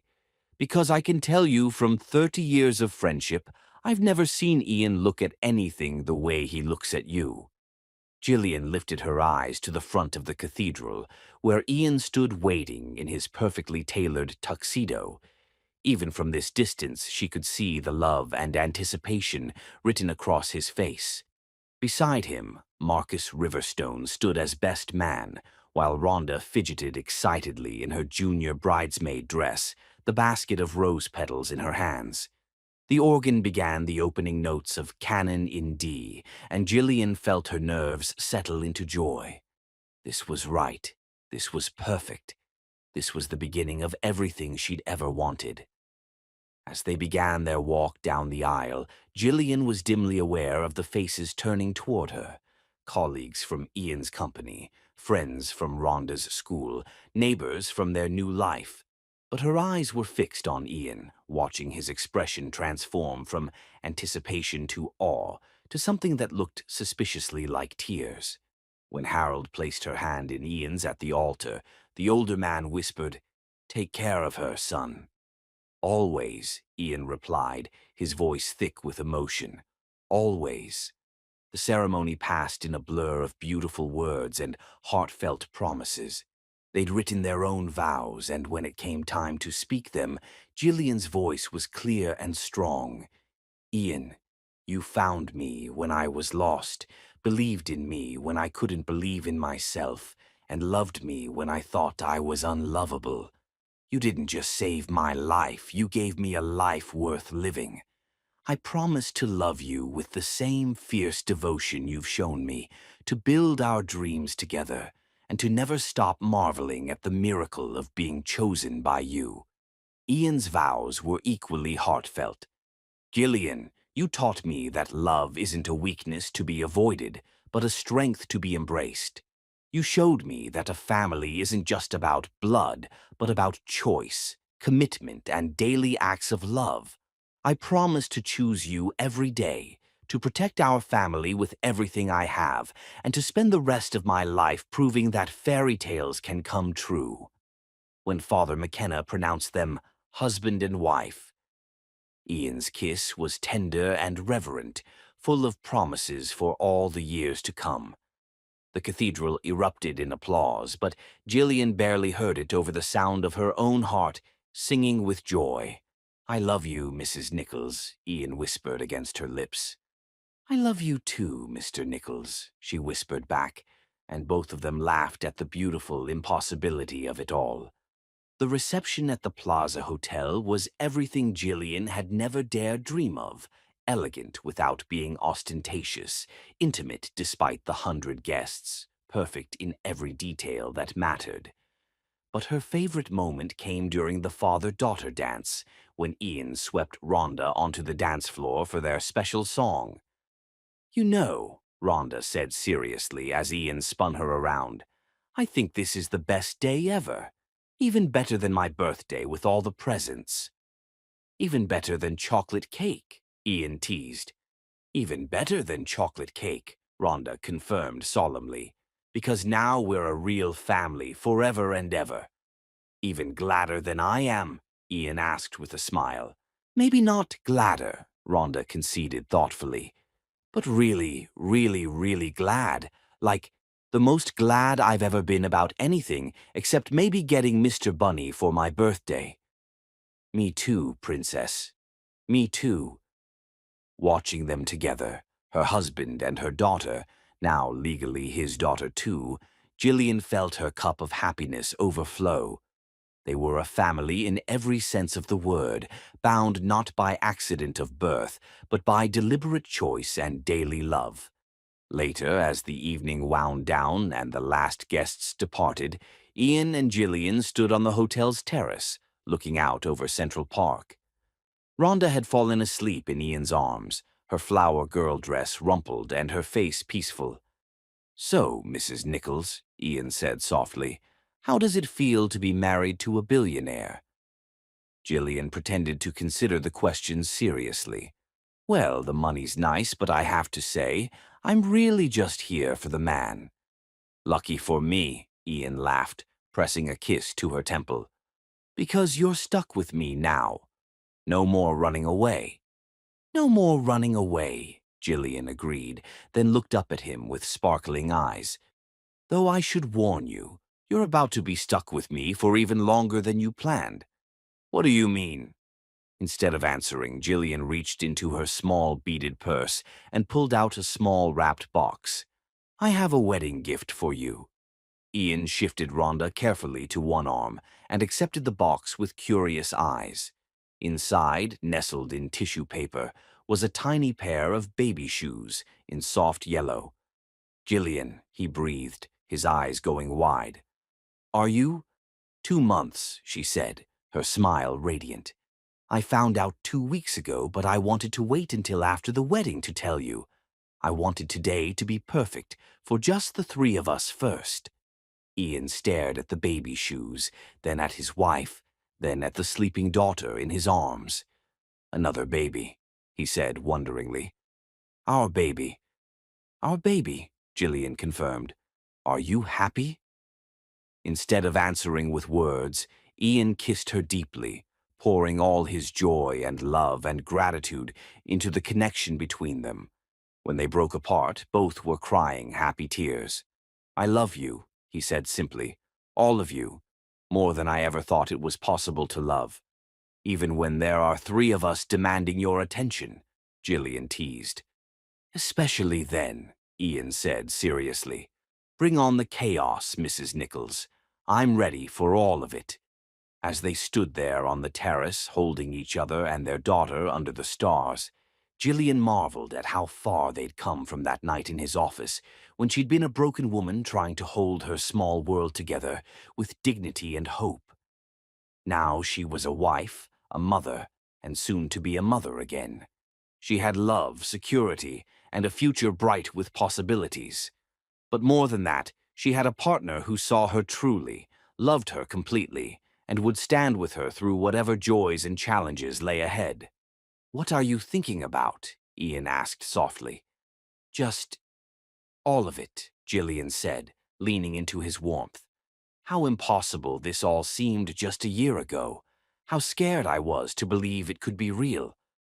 And now? Now I know that sometimes, if you're very lucky and very brave, the universe gives you exactly what you need exactly when you need it, even if it comes disguised as a cruel translation test in a billionaire's office." Ian laughed softly. "Remind me to thank my grandmother for leaving me that letter. If she hadn't, I might never have discovered how brilliant my cleaning lady was." "Your cleaning lady?" Gillian raised an eyebrow. "I'll have you know I'm a respectable married woman now, and a college student, and soon to be the mother of your children, plural. All of which makes me the luckiest man alive," Ian said, his voice full of wonder and gratitude. As they finally made their way inside, Rhonda stirring sleepily in Ian's arms, Gillian looked back once at the glittering city beyond the terrace windows. Somewhere out there, other people were struggling, hoping, dreaming of love and second chances. She sent a small prayer into the night that they would find what she had found. Not the fairy tale ending she'd once imagined, but something better. A love built on truth, tested by adversity, and strong enough to create its own happily ever after, one beautiful day at a time. The elevator doors closed on their reflection, husband, wife, daughter, and the promise of new life growing between them, and carried them up toward home, toward forever, toward all the tomorrows love had made possible. The end. Sometimes the most beautiful love stories begin with the most painful chapters, proving that hearts brave enough to hope again will always find their way home to each other.